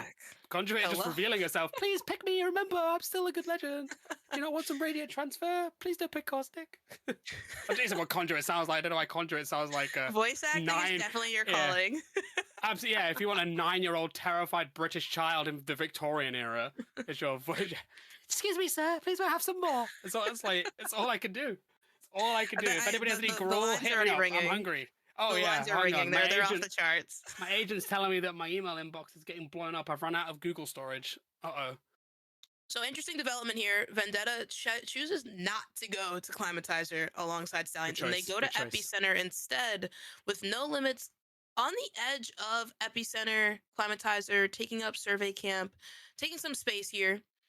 The other team that we did have that was potentially going to be contesting was CDC and Lonely Fans, but CDC also left that location and decided not to go to Geyser, instead heading over to Mirage. So that now applies a little bit of pressure to Redeem, who originally had a lot of space to play with, but now not as much as they had hoped for off of drop. Yeah, 100%. And I'm already thinking to the next game, not to wish, our 4th game away and move straight to the 5th, but Redeem, how will they respond to this? They weren't expecting a team to drop on Mirage. You could see that James Fearless and Golden were pretty angry. They stood across the tracks and really gave them a death stare there and had a little bit of a poke, but they just didn't have the loot right to engage them. James Fearless literally has 0 bullets reserved for his nemesis. But will they maybe challenge that in the next game? Will they change their loot paths to not be impacted by it and just stick to Fisher? We'll see what happens in the next game. But for now, jumping back into our 4th game of the day, the Stallions, they're on that horizon, that super aggressive pick. Albrelle is going to be taken to the skies today. What can he do on this legend? The thing is, on World's Edge, depending on the end zone, Horizon really can come up clutch in a multitude of ways. But we do now have Vendetta making their way from Epicenter over to Survey Camp and getting the entry knock on Sushi Hao. That's going to be Nyx getting the knock with a triple take, and they're going to be moving up quite aggressively as Nyx calls out on the sides there, getting some good visual, does get cracked, but allows their teammates to swing aggressively, and that's going to be Yuri getting the knock on Exception, Nyx getting the full kill on Sushi Hao, and Ghostly's now going to have those full shields. Where did the last member go, though, Tom? Looks like they're trying to find him. And they ran all the way over to Skyhook. But what they don't realize is that there are 2 teams already occupying that space. That's going to be No Name and Jittalangs. That was a big fight win there for Vendetta. They are not having their finest day so far. They're down in 19th. They're also not currently in the top 22 in the overall leaderboards. They needed a really good day today, probably needed a win. And that will get their confidence going. You know, new map, new vibes, maybe new legends. Maybe you're on a slightly different role in your team when we change maps. So maybe they can get some momentum going after picking up a couple of nice early KP. As we see No Name also looking to get the ball rolling, taking this early engagement in Skyhook, like you pointed out. No Name, I mean, the shots that just came out of the fellas here, absolutely gorgeous. Talking about good connections, whether it be the R301 or the Havoc, they just commanded that space time. They told them to get out, and they sure did. So now they do have the entirety of that side of Skyhook West, you know, to their own capacity. Nobody really is going to be trying to push up on them here, where it's just those two teams that dropped here originally. Yeah, I'm hoping Big that the evac R301 gets tower. dropped. I'm hoping the R301 gets put on the ground, because I have to say, I've taken more damage to walking into a door than I have to the R301 this season. That gun is absolutely useless. Like, I'd be more in danger on a windy day than I am if someone's putting an R301 at me. Like, that gun is just turbo useless. It's unfortunate. It used to be, you know, so fantastic. Yeah, I loved it. It I hurts loved my it. soul. And It now hurts just is- talking about it. It's like a chocolate teapot. Like, why bother? Just put that in the bin. Oh boy. Well, we do have Jittalang now and Vendetta going back and forth here over at Skyhook. It looks like, you know, Jittalang wants to apply pressure, but trying to figure out the angles that they should take. We do still have 20 teams available. Dwell's here with a good little side piece, but what can they really do with it? That's the question. But over at Harvester, we've got a couple of teams poking some fun. That's going to be Weave. And I believe the Buds going back and forth. Proficiency going to get knocked. And Riley takes some beautiful shots with the Volt. M&K getting the knock on JoJo. I believe this is now going to be a 3v1 scenario now for Weave up against the Buds. Trying to move up. They're going to get the full kills as they do so. Big shots coming from the sides here. Pretty quiet for them, though. But just as I say it a little too soon. That's going to be LMAO moving up. And Ping Wingman also moving into the location. We've got a lot of teams now at Harvester, Tom. Recognizing the zone pull, realizing how they need to move. A lot of nades. That's going to be a Bloodhound skin coming from Ping Wingman. But little do they know, Gotti's just outside. Taking great shots with the Volt. With the Volt Nemesis combo, they can switch it off and get a headshot and they can knock real quick. But Ping Wingman backs off almost instantaneously, recognizing that it's just not the right push at the right time. 20 teams still up, Tom. No team is looking to go out first. 100%, and this is where World's Edge differs to Stone Point significantly. A building like Harvester, there's so many spots for teams to play, little nooks, little crannies. There's high ground, there's low ground, and we are seeing several teams in the vicinity here. There's like 4 teams in Harvester, there's a couple of other teams in the field nearby.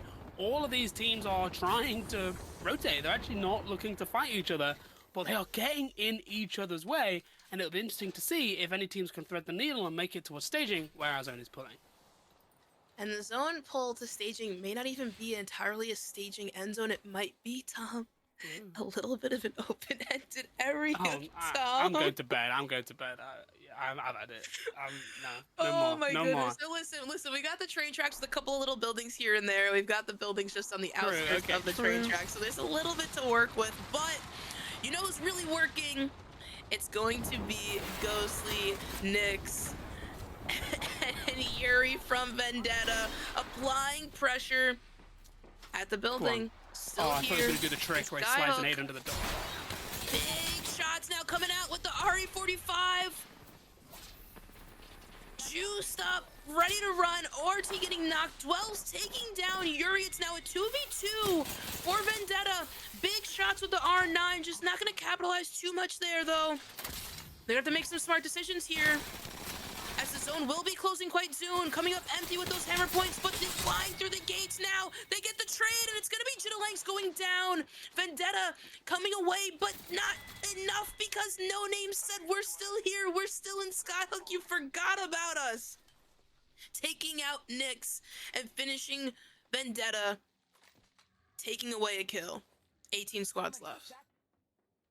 Was that the new death box on my screen there, glowing It looks gold? pretty fancy, right? Looks pretty Wow, fancy. that is very fancy. Respect for whipping out the new death box in the final challenger circuit. I mean, but if you're gonna spend that much money on a death box, but you Might as don't well want to do it on the big die, stage. but you don't want to die, like, isn't this a bit counterproductive? You're like, actually, I'm gonna let this guy one clip me because I want him to see that I'm absolutely loaded. Also, I believe it actually comes up for the person that gets the kill. It's like a celebration, okay. a celebratory. Okay, death box. I like that. Okay, that's a bit more exciting. Gives you that I'm little, not. a little excitement. You get to see the gold. I'm not made box like that. with I the, don't look into these death boxes because then I'm just gonna want it. So I'm trying to stay away from the information. Otherwise, I'm gonna be having to sell my kidney or something to be able to afford all these new fancy, amazing cosmetics that this game has to offer. This game's been cooking lately. It was hectic over at Harvester before the Stallions got there, but they have shown up and they've got an entry knock. Jalone getting a knock on Zeus. As Zeus gets a knock on Rexy, it's now going to be a 2v2 for these two teams here. Well, they have to recognize. So there are multiple teams in the area. Lonely fans getting eliminated in this sequence with the Stallions. Oh my goodness. Oh my goodness. Getting eliminated by LMAO. Osif going absolutely nuclear with the Havoc as the Stallions try to queue up, and Osip says not today to the god of death, taking out the Stallions so effortlessly with the Havoc at Harvester. Oh my god. It looks like they're going to get the chance to reset as well after that engagement, also known as not pushing, and Weave also applying pressure there. So LMAO, they're going to have to fight through two teams to get out of Harvester, but they're going to have some points in the bag, and they're going to be able to grab all of that loot from Stallions, who, of course, loot one of the best POIs in the game on this map in terms of loot. So they are going to be very juiced, and all of that loot now going to go to LMAO. Status Quo here also finding themselves in a pretty good position. Cruel Buckle, who I have to say was absolutely cooking in these semi-finals. He had 19 kills just on his own. His teammates, for comparison, had 6 and 5 each, which is still a good total. But Cruel Buckle had them absolutely in the backpack. That guy was doing his best Dora the Explorer impression. He had the map, he had the backpack, and he absolutely had the skills to frag out.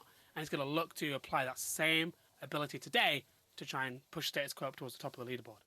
Like, I enjoy here what Status Quo is doing, but they do have to be very careful with lurking about on those houses rather than taking up that choke. That choke is very valuable, especially for the zone that is incoming. And I'm curious to see what they do with that. But LMAO does get out of Harvester through a different direction, recognizing that shots are coming across the way.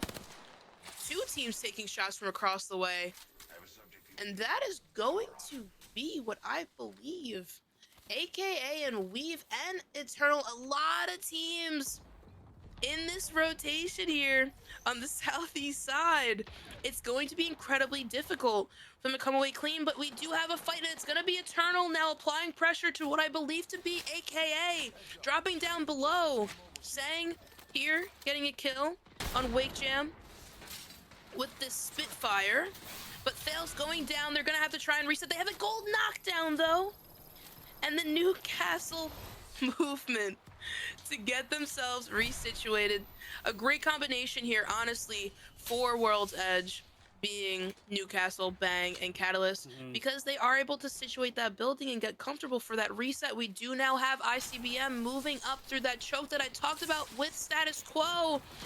And it seems like they decided to move up, but ICBM said you're not going to get there that easily. Dropping a Bangalore ult. They're now going to have to try and back up a bit, but ICBM taking to the heavens with the gravity lift. SQJ going down to question mark. And ICBM coming up against quite a rival. Great shots. It's now going to be a 1v1, but the thing is, Z-Wits is down to a hair. Trying to hold this knockdown shield. If they get the double knockdown, the gas canisters come out. It's working out pretty well right now, but the nades flying in. They're down again to just a hair. And this 1v1 is going to come down to it all. They get the medkit off, trying to get the Finn. But the teammate is still outside, peeking in through the windows, and it's not going to be enough. Status Quo gets eliminated. That's going to be Kicks getting the kill and securing their teammates' placement in that car. Wow, I mean, that was some prime Caustic gameplay. Okay, the 1v1 didn't go the way that they wanted, but diving in there, you know, locking the doors, getting that gas down, essentially tracking your opponent by following the numbers moving across your screen, you know, 5, 5, 6, 6. It's basically a bloodhound scan, but slightly more dangerous. Not even enough time to breathe. Like ICBM getting applied pressure all over again. It's going down the kicks now. Alone, it's not going to be enough. They're going to go down the Kubski. And that's going to be Bear Godaz getting a couple of kills on the board now, moving up, trying to stay alive as they are now receiving pressure from the back and losing flak. They're Caustic. They're going to try and redeem themselves and get them back in the game, but CDC now capitalizing on all of that loot. Speaking of redeem, CDC, oh my goodness. Redeem are also on the way, getting themselves involved. Redeem, I can see on the map, also diving in to fight for that card that apparently is, you know, the most fought over RV in the history of Apex Legends. As we jump on board here with NGNL Esports.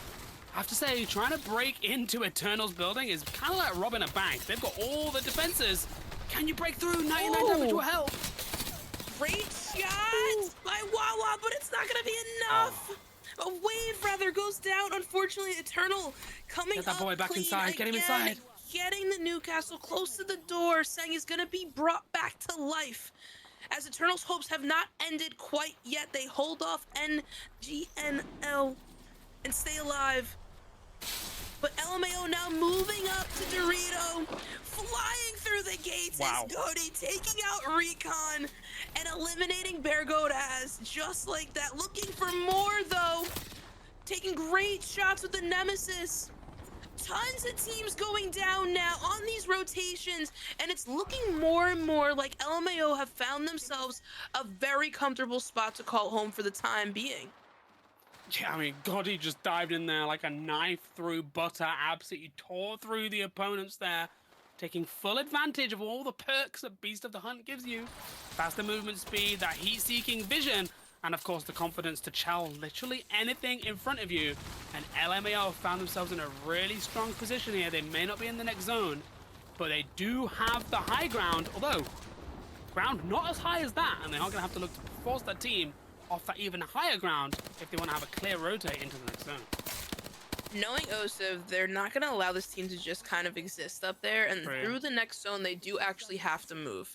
So a lot of these teams that are on the high ground are actually going to lose out on that, and the teams that will have high ground are teams like CCE and Cactus Coolin that have made themselves incredibly comfortable with Rampart shields on the bridge that I had called out earlier. And with this POV here, you can see how meticulously well they have set themselves up. But Cactus now receiving pressure from above. Tons of arc stars coming down on them.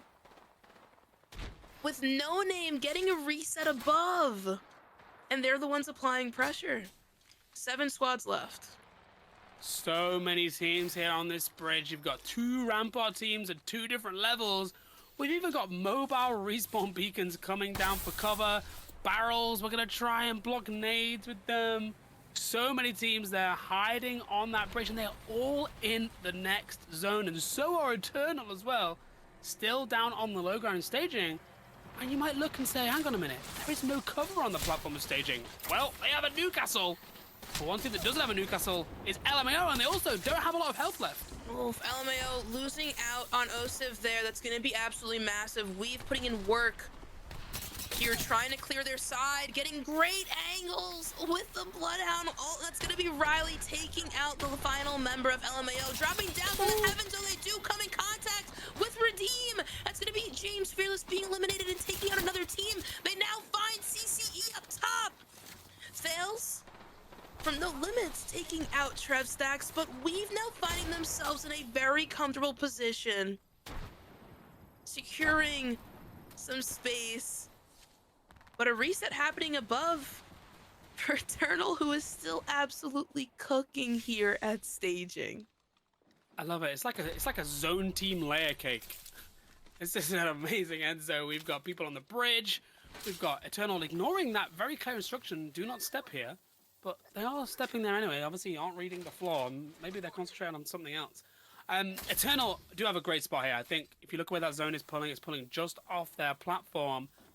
But the danger is these three teams here all on this bridge. They can't see each other, but they can see across from them. They can see where Eternal are. And they may well all apply pressure in the same direction. If you want to apply pressure in Apex Legends, is there anything better to do it with than the Sheila? So what a comp this is. We haven't actually seen Cactus Cooling yet. Cactus Cooling, more like Cactus Cooking. I don't know where they thought this one up, but I'm here for it.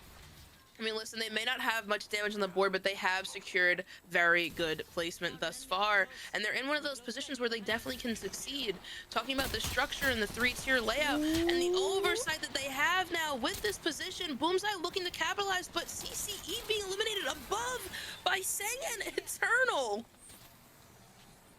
We now have two teams on this height layer. Cactus being the one in the middle in the best position, with the ability to move across, but the nade coming from the heavens above, pushing Boomseye all the way down. Mellow going down.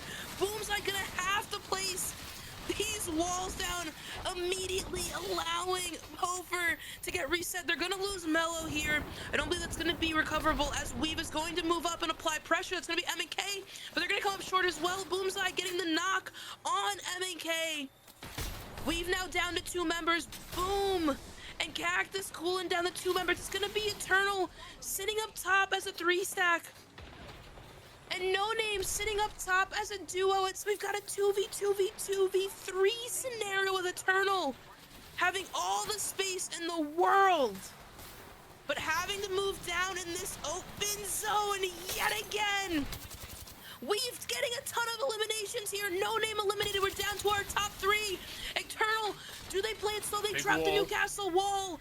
Cactus Cooling eliminated, and that's gonna be it, with Eternal taking their time, overseeing the mayhem, and playing it so effortlessly. You talk about the fight they had to hold down earlier and what it meant for them, and what it meant just got showcased here, Tom.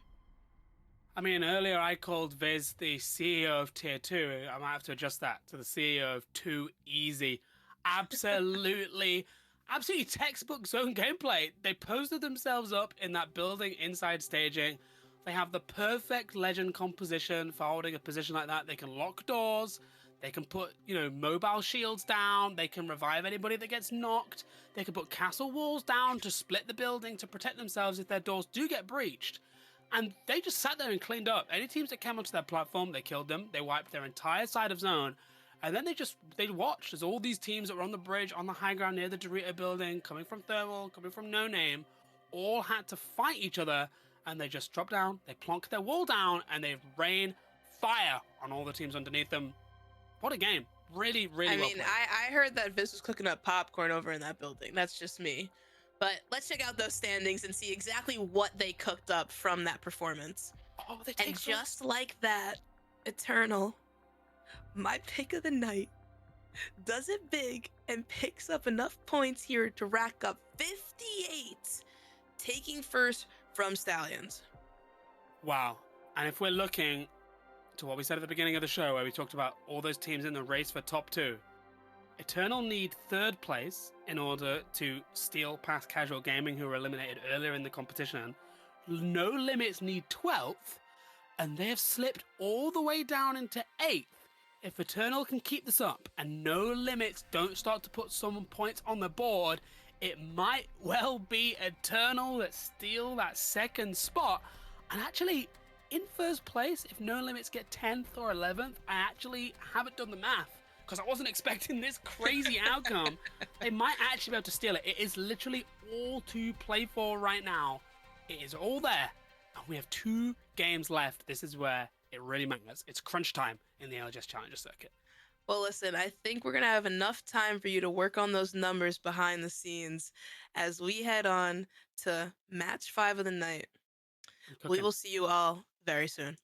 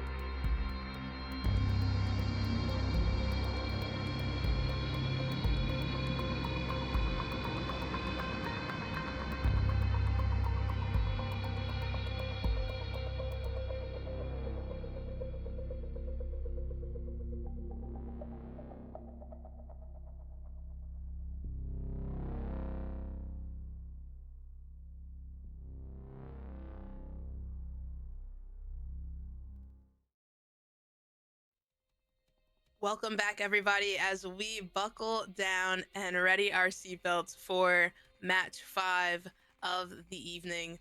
Tom, what are your takeaways from that previous match? I did the math, right, on the break. Okay, I got my here we pen go. out, Let's I hear got it. my pen Let's and hear it. paper. Okay. Come on, big brain. So, if Eternal stay in first place, it is 9th place that decides if they win or not for No Limits. They need 12th to pass casual gaming, but if Eternal stay in first place, they're currently in 8th. They are so at the math right now is No Limits are at 4470 overall points, and Eternal are at 4440.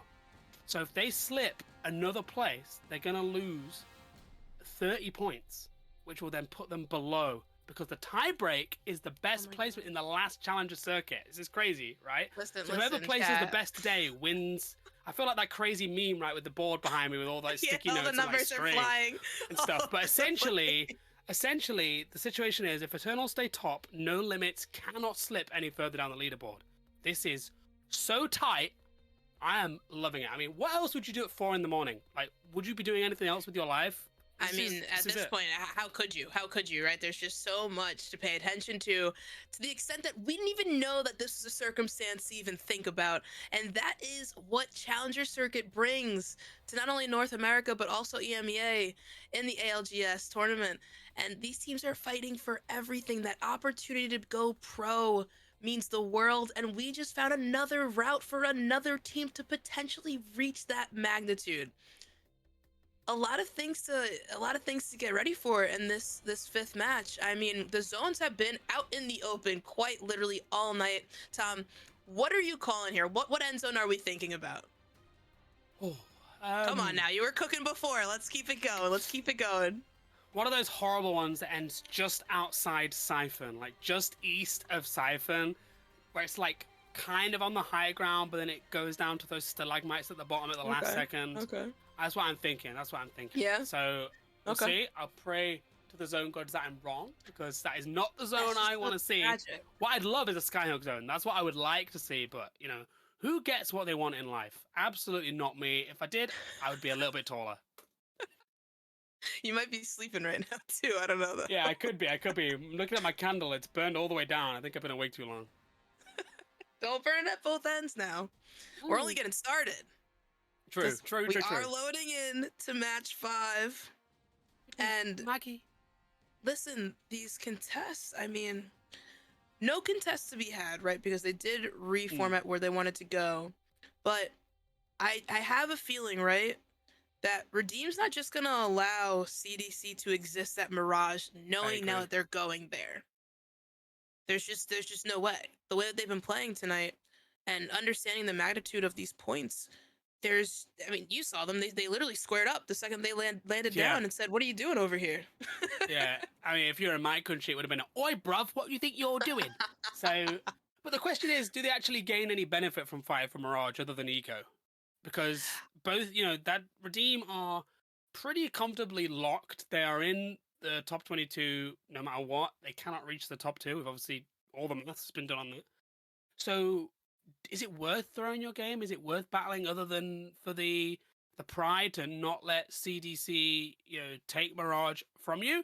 It looks like they're gonna land close. They may run at them, but they aren't challenging Mirage right now, which I think is probably the smarter decision on the face of it. I would have to agree, but over at Skyhook, it seems that Jidalang has decided to not allow this team a moment. No Name flying in, trying to find their lone horizon, applying way more pressure than before, deciding not to go over to Skyhook West and Trials. They decide to pull up on them immediately off drop, rocking the Nemesis 30-30 combo, something very devious for that long range pressure. And it seems that Jidalang's is a little split with Jinx all the way over near the Rotunda. If No Name decided to apply a little bit more pressure, things would get a little questionable here for Jidalang's. I respect this play so much. This is a game 5 in the last Challenger Circuit Finals, moment right here. Why not land and try and take the Chal if you can? Why not? You need the points on the board. There's nothing to lose at this point. No Name are pretty much locked in their spot. The other team really does need to get some extra points down on the board. So why not push? But No Name made the smart decision here. They're backing up. They're going to make as much loot as possible. And if I was them, I'd be zipping up to the top of this building and looking to hit a nasty turn and burn. They definitely could take that height and oversee so much more than they're capable of at this current moment. And it seems it's exactly what they are about to do. Jidalang's recognizing Diner getting a little activity as well. Is this a third party? I know we still have No Name there, right? But did they take a split angle here? I think they did. I'm looking at the map, and Cactus Coolin are looking, but they're just not. They're not not close involved enough yet. to No, be they able haven't to get left. involved here. They haven't left. I mean, talk about an approach. Talk about an approach for No Name. Somebody swinging out wide left there, but we do have Kubsky, Codex going up against Redeem here in what seems to be landslide, which is typically CCE territory. So I'm curious as to, if they're going to be getting involved, or if they've already left, and they already took their trip out. But Redeem looking to clear out this car, get some kills, and just like this, they're going to fly in now with the Volt, starting to sing, breaking down that Rampart wall, trying to get the knock on that Valk that's inside, but they don't recognize there's another one inside as well. And it's now going to be huge shots coming out from James Fearless with the Volt, getting that entry knock. Z Dave's getting a knock with the Arcstar on Codex, and it's now a 3v1 scenario. They have to capitalize on this soon before the third party, but it's too late. We do have big shots from Golden coming out with the Hemlock. It's not going to be enough to put that fuse down. They need to clear this fight out. They need this KP. They need to finalize those kills and not allow the reset here. Yeah, that Cactus Cooling looking to get involved. Too long. Goaty goes down, but it's not here. There's so much going on. Cactus Cooling peeking over from the edge, not allowing for Redeem to get those kills. Tom, they do not get any of them. It's going to be a reset for the team in car. Do it. But Yes. Golden He throws died. out the ulti, but goes down to Sheila. No. James Fearless and Z-Dave is going to have to put in a lot of work here. And this is going to be Cactus Coolin flying up on the side, and it seems that Redeem is not going to be able to fully capitalize on this. Again, Codex going down to the knuckle cluster of Bover. The kills are just getting exchanged at this point. Sheila wall goes down. It might have been a little too late. Sheila now comes out. Derry's gonna let Sheila sing, but they're not gonna absolutely need to because Redeem is now actually facing Cactus Coolin. While Cactus Coolin applies pressure simultaneously. And the knuckle clusters are putting in so much work. Codex going down, getting finished. And it's gonna be Bofer applying single-handed pressure here. With the flatline, teammates come in, they drop another knuckle cluster in there. Mello gets the knock on Kumsky, and it's gonna be the Volt that seals the deal here for Cactus Coolin, taking out CDC and racking up some KP and some Evo. Wow. That knuckle cluster was like a game of Sudoku. Oh Never my seen so goodness. many numbers in my life. huge damage, and it's even with Rampart, even with all the cover that she provides, those, amped covers, I mean, your Sheila to counter attack, you just can't survive two teams sieging you in an RV for that long. Cactus cooling, get the KP, redeem, did get the reset, and they're going to make their way and they're going to rotate. But I'm impressed they survived that long, to be honest. That was, it might feel pretty sucky to get 0 points, but, they survived for a really, really long time, and also known as going to get in the front for here, and they're going to pick up some early KP of their own, eliminating Bear Goat Ass. AKA taking out Bear Goat Ass is just really something else. Getting some nice KP off the rip here at No Name in between Overlook and Frag. They have time now to reset, but the boys of Stallions now fighting for it, duking it out over at Overlook, understanding the end zone and how important this is. Jalon is going to go down. It's going to be down to Retzi and Alb, but Alb goes down, and it's going to be Kuzma getting the kills and sealing the deal here on Stallions. It's going to be not enough, though, because Lonely Fans recognizes the fight and decides to pull up, but it's going to be Zeus going down. Double O getting the knock on Kuzma, though. It's now a 2v2. In this little rotunda, playing the high ground, the low ground, but Blueberry applying pressure. Getting the kill there. Flying in. Soviet goes down. And it's going to still be that 2v2 scenario here. A lot of activity. Lonely Fans, though, does go down to NGNL. No Limits also eliminated. As they do come in for the fourth party, Tom. Wow. And secure all the loot in the rotunda of Overlook, looking incredibly clear because Eternal is so far away. I have to say, if I was Eternal, I would tab out and I would buy a lottery ticket. You have just seen the team that you need to slip down the leaderboard in No Limits eliminated. You have seen the team that you want to make sure don't pass you so you stay in first, also eliminated in Stallions. They now just need to put some points on the board that can stretch their lead, and they may well steal that spot from Casual Gaming. It's my obsession today. I've been going on about it. I'm crunching the numbers. Everything is going their way right now. They just have to stay calm, and they have to make sure that they now do their bit and get another solid game. It is Advantage Eternal with 1.5 games to go. The amount of teams that have rotated in with Eternal just sitting comfortably in that end zone, you can't help but think again about that experience that they have and the ability to utilize that information to make great judgment calls. Securing the building early is massive for them. Let's reposition here. Teams like Jittalang here still moving into zone, having to utilize resources like an ultimate to steer clear of teams, to somehow capitalize on space. They're going to take this car here. I don't know how secure this is really going to be for their composition, but Dwell said, I don't want to go in there. I want to take some shots, and they do just that. Trying to get this bat off now before potentially going down from an outside source. Applying so much pressure. ORT taking out Nyx. Yeah, oh my goodness. Jinx taking out Yuri. Ghostly taking out ORT fully. And we now have a 2v2 scenario in this building. Wow, this is tense with so many teams Rather poking and 2v1. prodding as well. Gonna get the banner as well, all important, and here comes another team to clean up. It's NGNL. Flying in like they did before, looking for the third party now. Wave getting the knock on Jinx. And there it is, Jittalang's eliminated by NGNL, cleaning up the third parties the way they have so far this match 5. I mean, warning kick there. They're just, Be afraid. oh my goodness. They hear something and they just fly in, ready to go. This, I mean, you can tell now, this is what we talked about at the very beginning of the show today, is teams have nothing to lose. We're round 2, we're down to 12 squads. If you're good at scrims, you'd love it in this lobby, I'm telling you. Because we've got teams dying left, right, and center because people don't have anything to lose. If you're a team like Jitterlangs, you literally have to win the tournament in order to get anything out of your challenger circuit this weekend, because there's no chance of sneaking into the top 22 in the overalls. They're too far down. They probably can't mathematically win now unless they drop a mega nuclear super massive game. So why not play for kills? Why not push everything? You have nothing to lose. It is, theoretically the correct decision to make from a statistical point of view.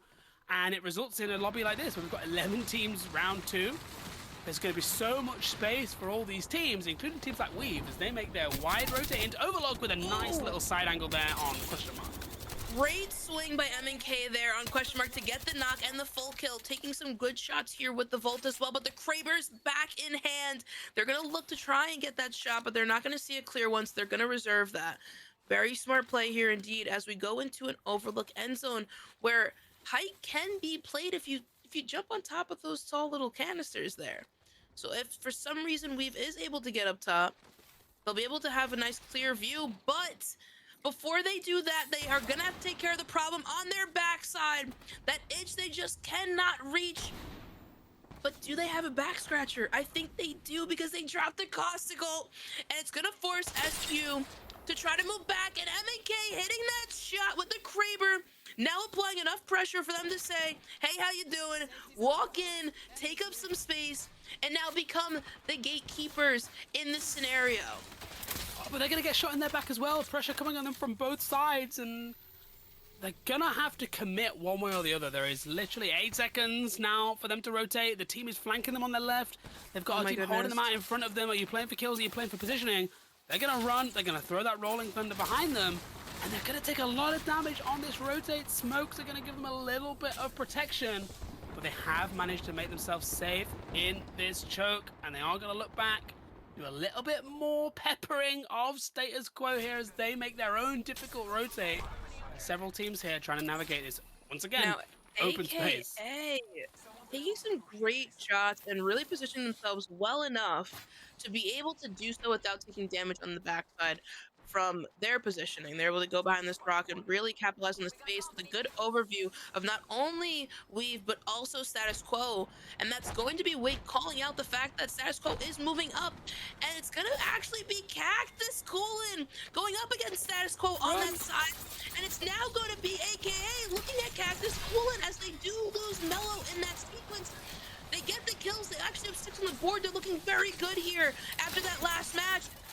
But between all the eliminations going on in the kill feed, Cactus Coolin has so much they need to get done to get out of this position here. There's not much coverage aside from their own walls they are putting down, and they're definitely stuck in that scenario until they start to clear it out. But as we oversee the entirety, it seems not only that Cactus Coolin did handle AKA, but that the Buds have found a way to secure themselves with a composition such as Gibby, Maggie, and Watson. But I spoke too soon because it's gonna be Cobra catching Gibby a little too stagnant. And now the Buds are gonna be left as a duo.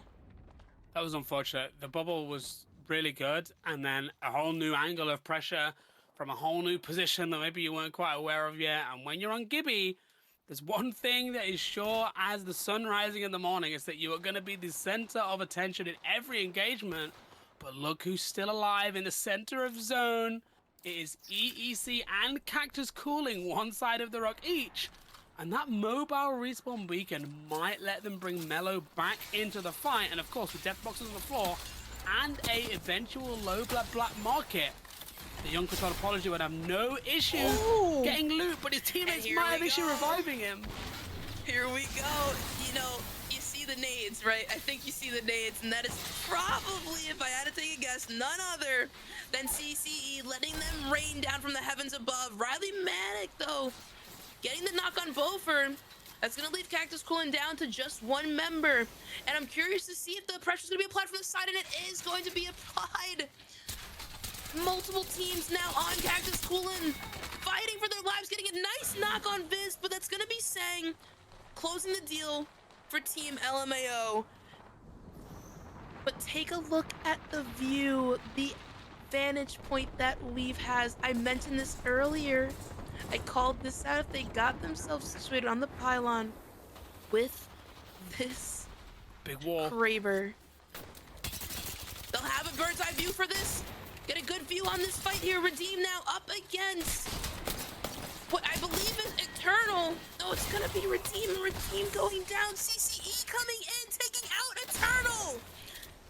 CCE claiming the space, saying, hey, this is ours now, setting up the shield the walls. Eternal extended a little too far there for those kills on Redeem. They might come to regret that. But CCE now looking comfortable, able to reset fully as other teams are off on the horizon. We have Weave occupying the space of the outskirts of Overlook, Satiability and company taking up the buildings, and we are downtown to 5 squads. Go on. Oh, it's like the Martin goats from that nature documentary with the sticky feet where they just stood. The thing I am the worst at in this game, other than just aiming, is jumping and climbing like that. I'd actually be freaking out. I hate trying to do these difficult climbs and jumps, but respect to Weave, they're trying to make it work. But looking at the map here, you can see that CCE, they won a big fight. They put a lot of points on the board. I give some respect there for managing to clamber back up to the top of the silos. Who needs Horizon? Who needs Horizon when you are just literally the mountain goat of Apex Legends? That is really impressive. Looking at CCE and looking at their positioning, they won that fight, they picked up some points, they got some loot, but now they have a really difficult rotate. They've got Weave above them with a Kraber. They've got teams on their side, like the Buds, like NG, NL, all going to be looking at them as they rotate. And if they take damage here before this rotate, it might be over. But we have some MK movement.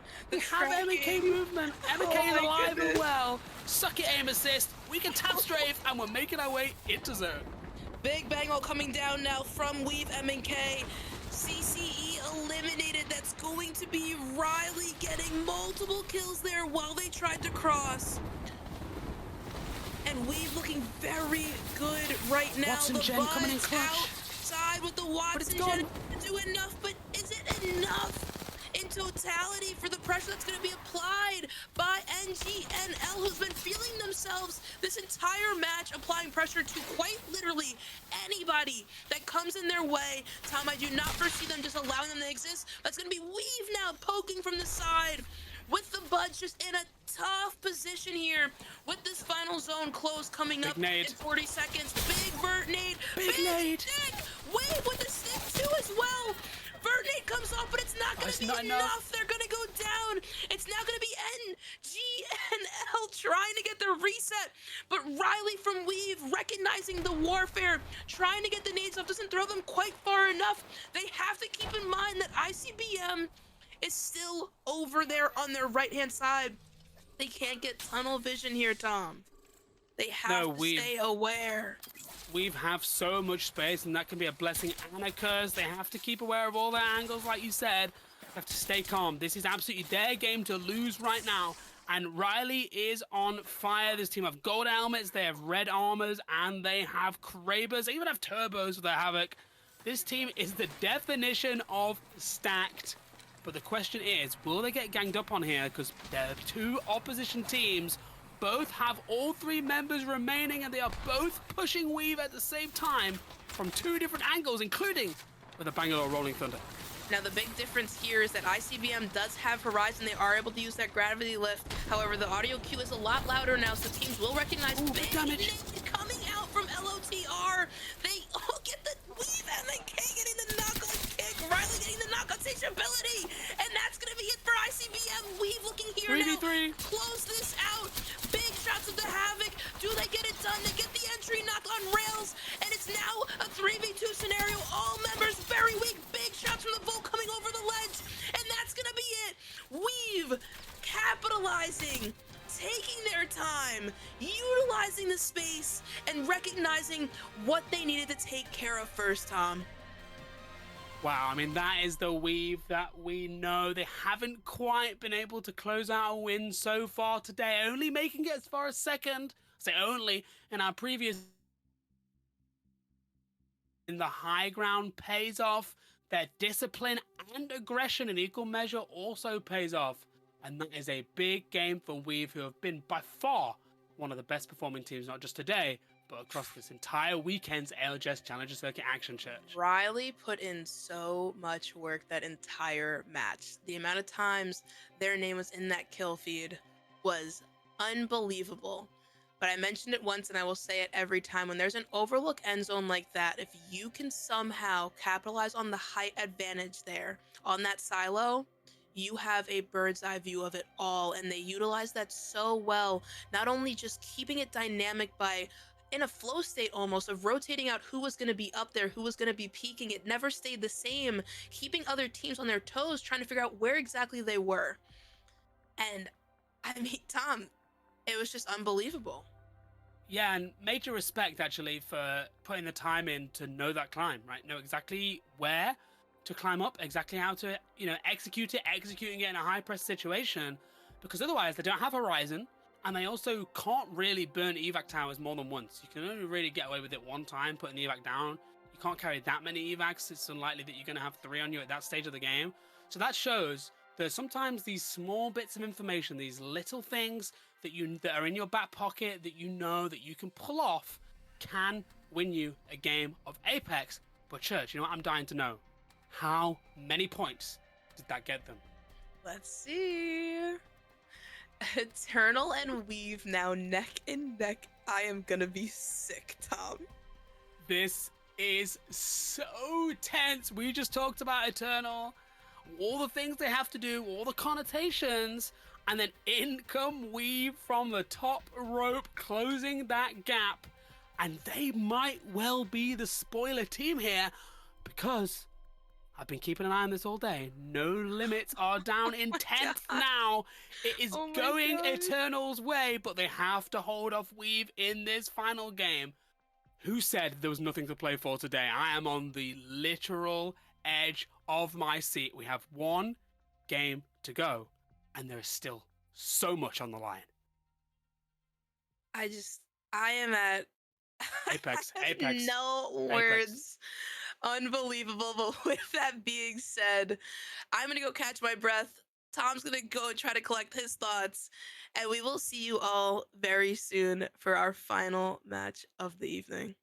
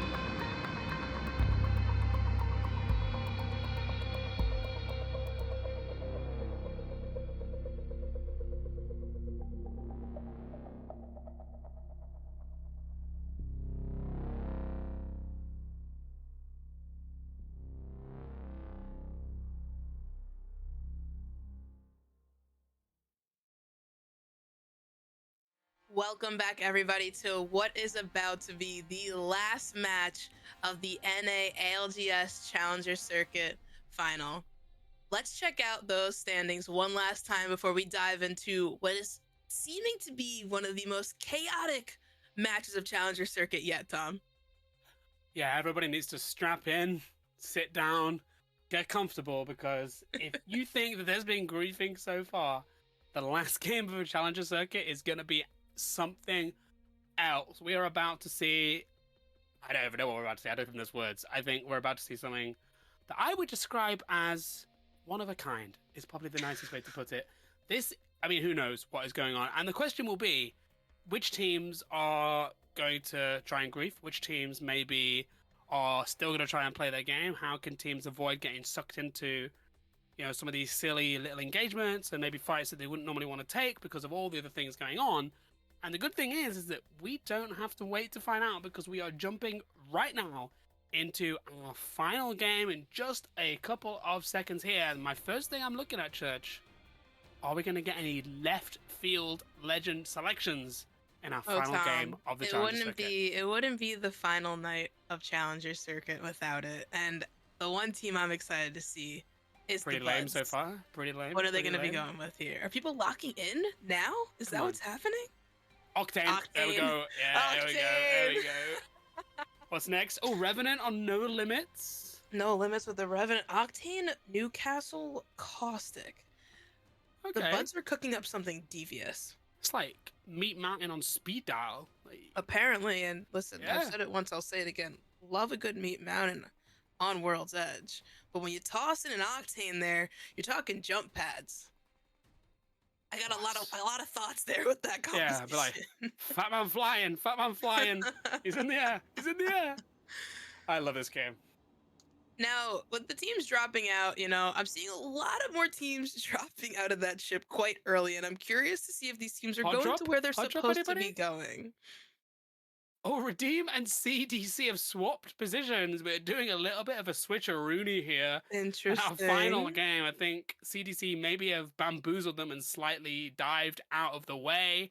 Redeem are just chasing them by the looks of it. We've got Chaos all over the map. ICBM and Weave at Lava Siphon. Lonely Fans extending all the way over to Lava Siphon with their teammates going to Geyser. ICBM actually going to launch site here. And Dome. A lot of new territories. I have so many questions, Tom. Why not? And what more do we need to pull off a final game of a Challenger Circuit than a indescript zone in the middle of the map? That's what we love to see. Though, Redeem does lose. Redemption Davis right time. off the rip. Huge shots, though, from Fearless out with this Havoc. No attachments. But they're going to lose another here down below the truck. But again, James Fearless put a T on their back. That's going to be Codex going down. Gonna look for that full kill, try and get that point, but it might not be the smartest play. Z Davis back up, Golden, James Fearless now all together. Redeem as a unit flying in, getting big shots again with the Havoc. Fearless going just absolutely crazy, getting the knock on Caustic, and that's gonna be CDC going down. Unfortunately, without a fight and a little bit of ego check here for Redeem and the boys over near Lava Siphon. Wow, fearless by name, fearless by nature. Put a Havoc in James's hands, and he will get to work. That was immense confidence, knowing exactly when to take the 1v1, knowing exactly when to back up and regroup with his team.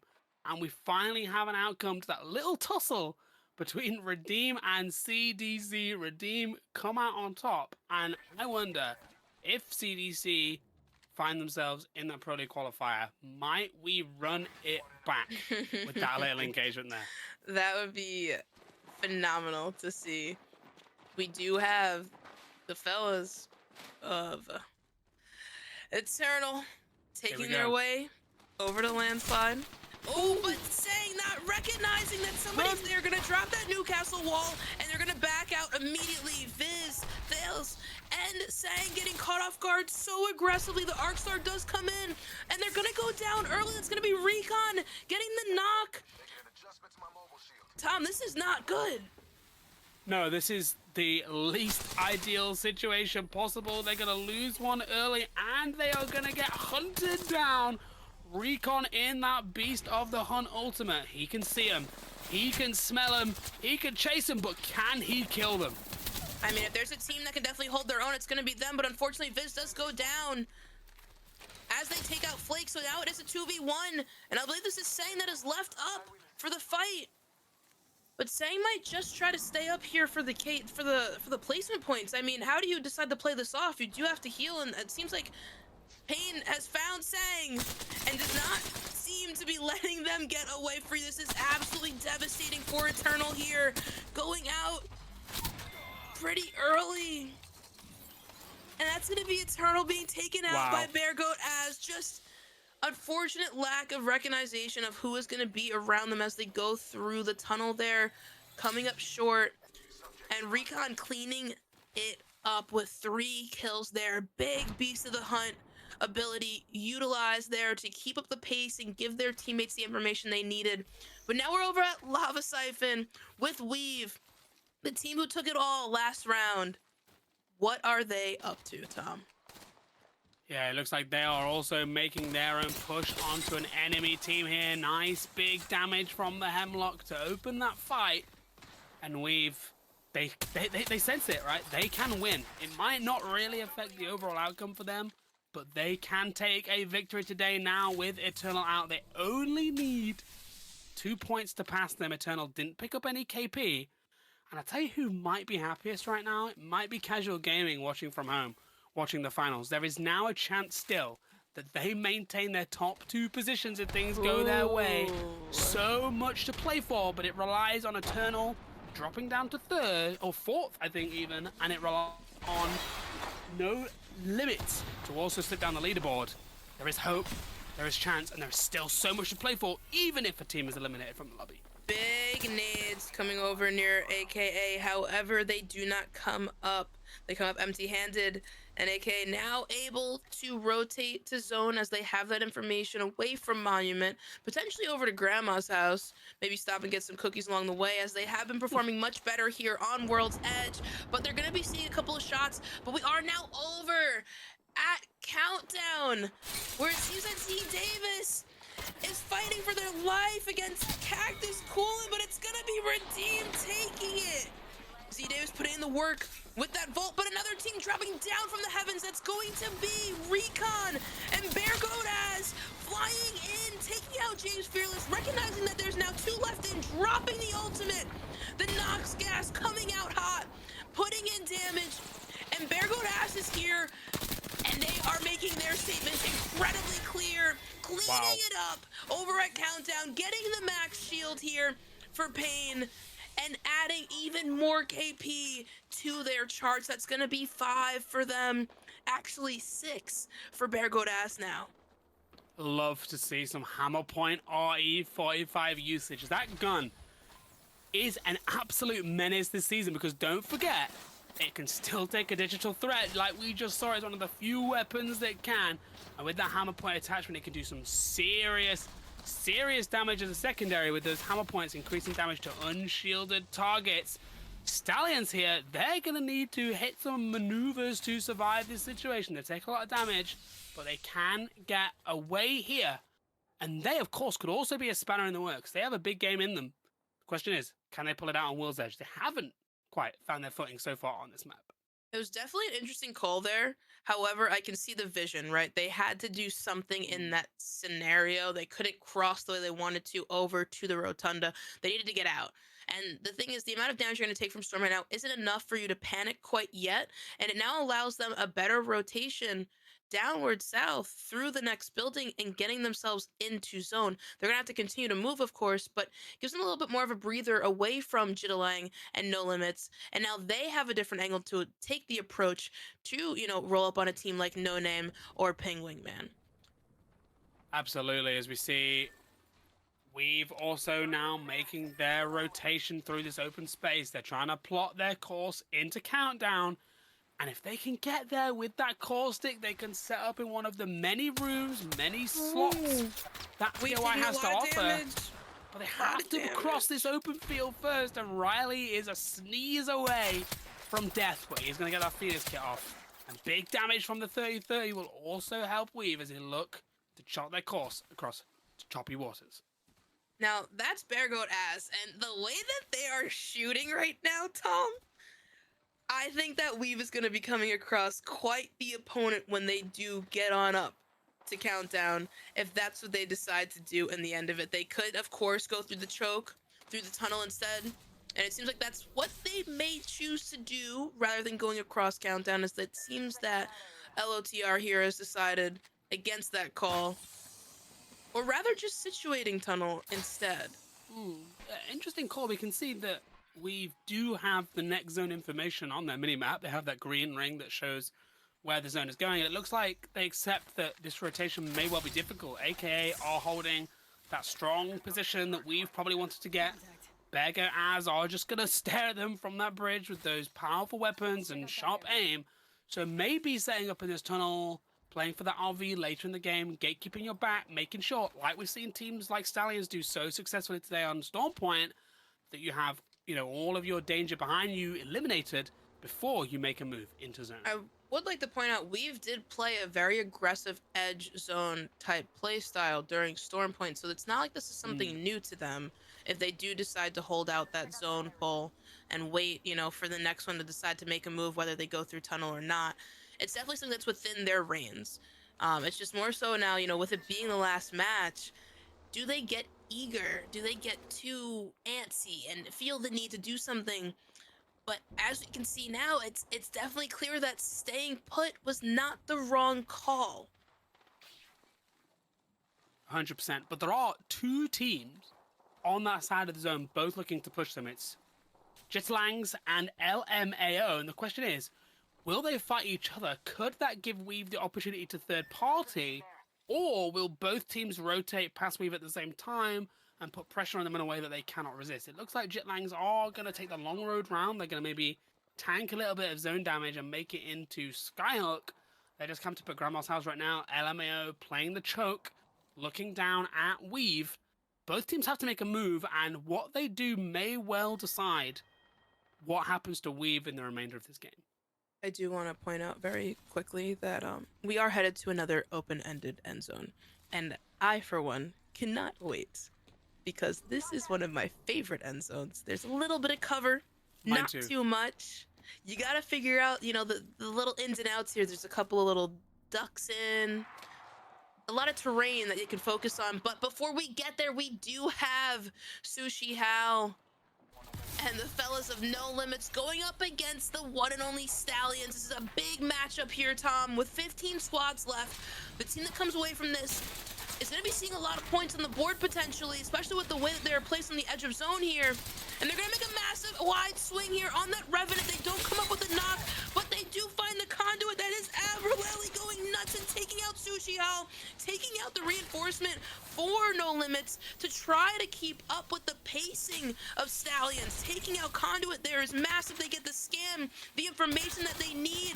They find the Revenant on the stairs, and the Bloodhound. Alg takes quite a bit of damage. So does Retsy. They're holding the stairs very effectively, but they confirm the final kill on Hal, and it's now fully a 3v2. No Limits is not going to go away from this fight, though. They're not ones to leave. They're going to hold their ground. But Stallions also pushes very effectively. And if I had to take a guess, there's going to be a call out to make a 3-man swing on this 2-man here. Retsy trying to find a different angle, finds the outside, gets some information. Instead of pulling up on the fight, it looks like they're going to be taking a different angle, but it's going to be tough as there's multiple teams in the area, and Retsy not able to get out of dodge, going down on this cross. Zones coming in, they had to start to move, but they could have got the kills beforehand. Alb putting in the work, Jalone putting in the work. Now it's up to Alb, and they get the full kill. It's gonna be No Limits, but was the amount of damage that they just took worth it? They have to try and get in zone without getting killed from the cross here, from not only the Buds, but it's gonna be it's gonna be JoJo from the Buds taking out Alb. And that's going to be it for Stallions here in Challenger Circuit.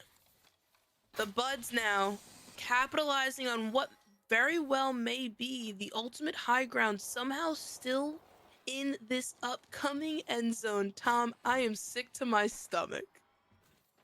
Now, normally in the zone, you'd say, yeah, but they can't play on the top floor because they're exposed to everybody else in the zone. There's no cover up here. Well, may I introduce you to Newcastle? They have everything they need. We don't know how they've been choosing their assortment of legends today. If they are spinning a wheel, the wheel has blessed them. They are in the prime location for this setup. They have the pad to rotate later on. They have the wall to make the spot playable. And Cap 3, well, he has that RE with hammer points that we talked about earlier, and showing exactly why it's such a powerful weapon this season. Cap does secure a full kill on Jinx here. This is going to be CCE and Jittalangs. And I mean, we talk about this all the time. The amount of nades that Cap holds is just something devious. But great shots again with the hammer point RE. But the nades are now going to come on their side. It's going to be an R-Star. It's going to be a Thermite.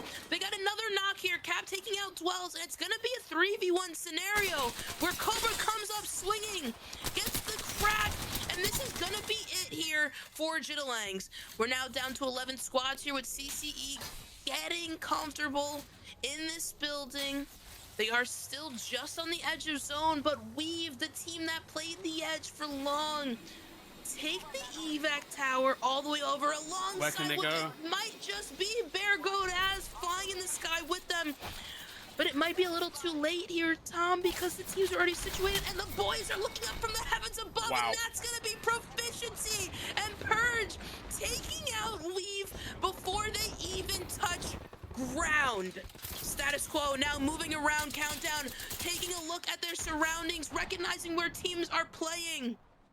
They're gonna see Yuri down below, rocking Caustic. They're gonna see Stunny and LMAO up above, and ICBM applying pressure. Pain taking out Satiability.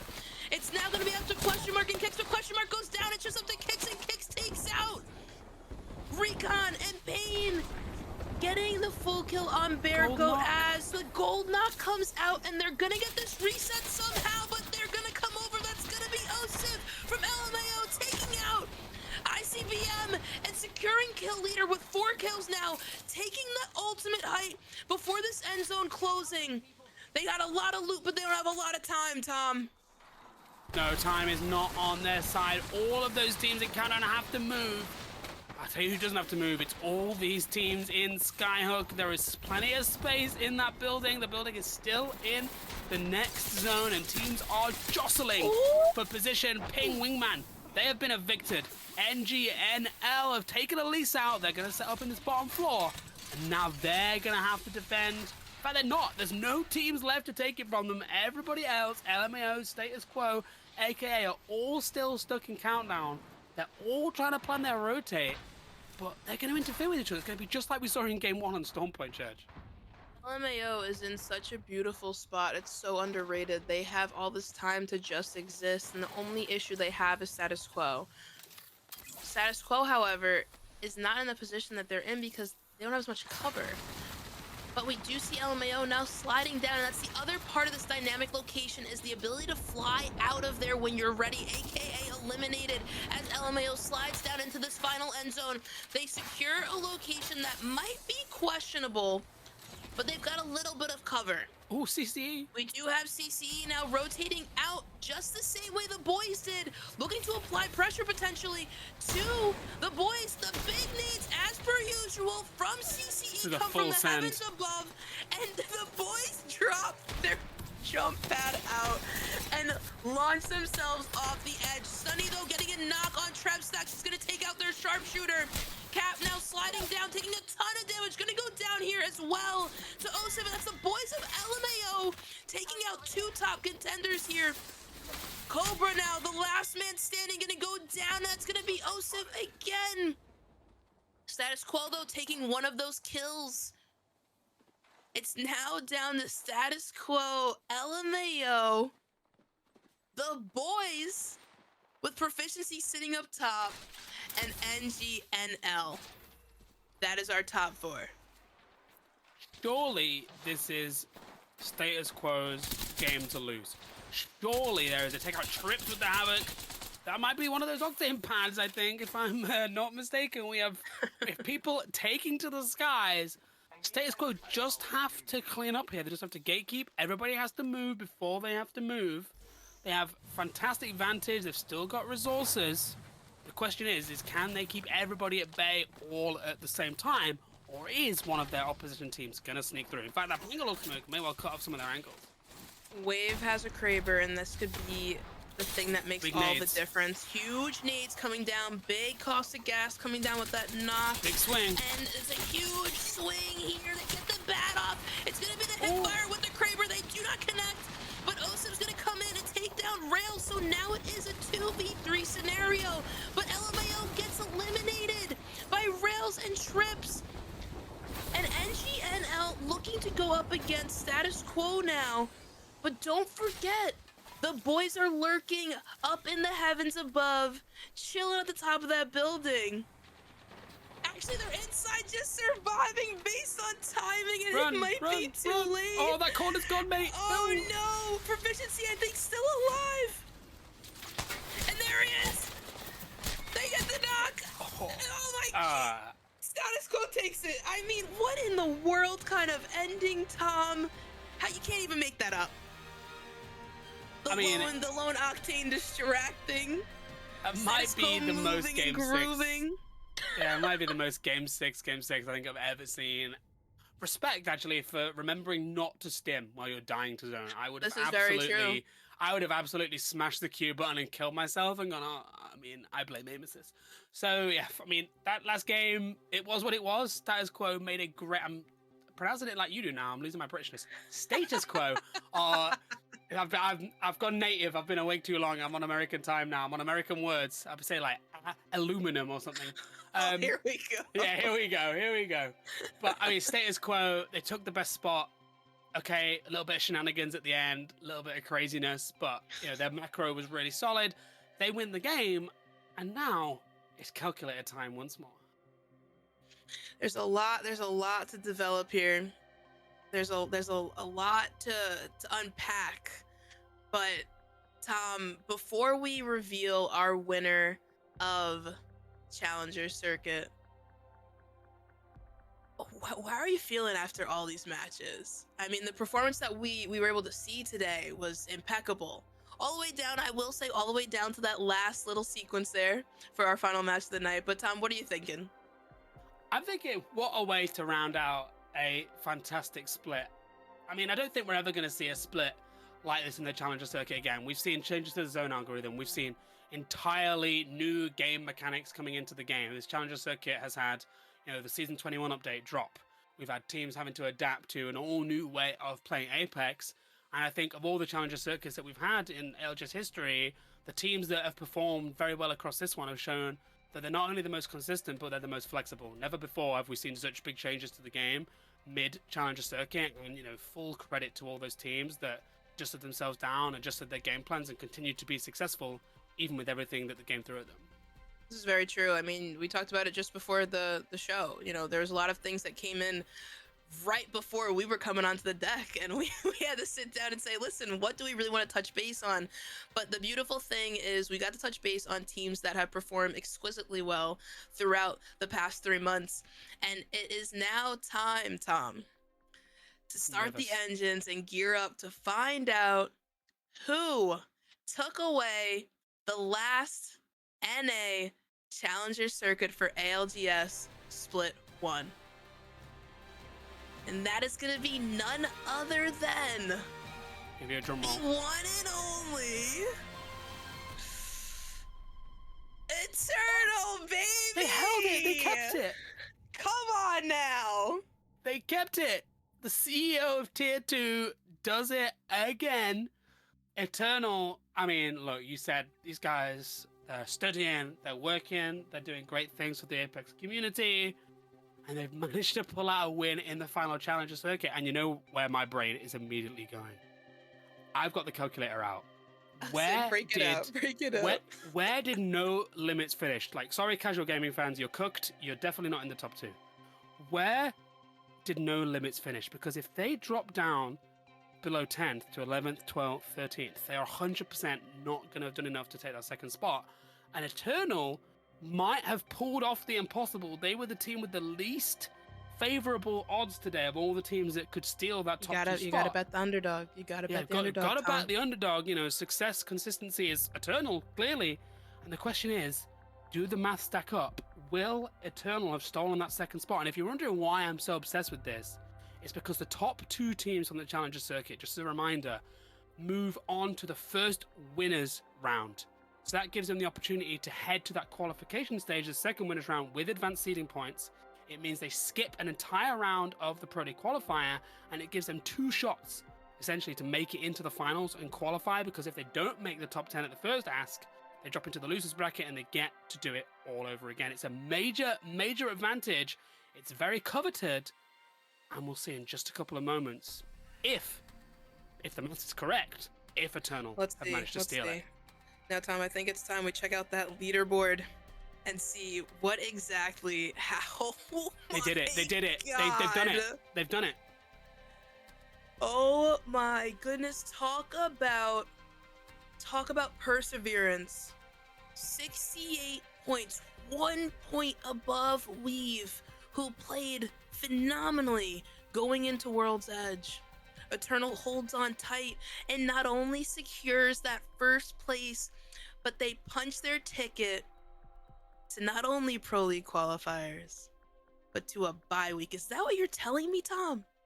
Yeah, from the maths. Now, look, we don't get official confirmation right here, right now. You're going to want to pull open Battlefight. You're going to want to spam that F5 key over and over again. But if my maths is correct, and disclaimer, it is 4:46 in the morning, so I might be cooked in the head.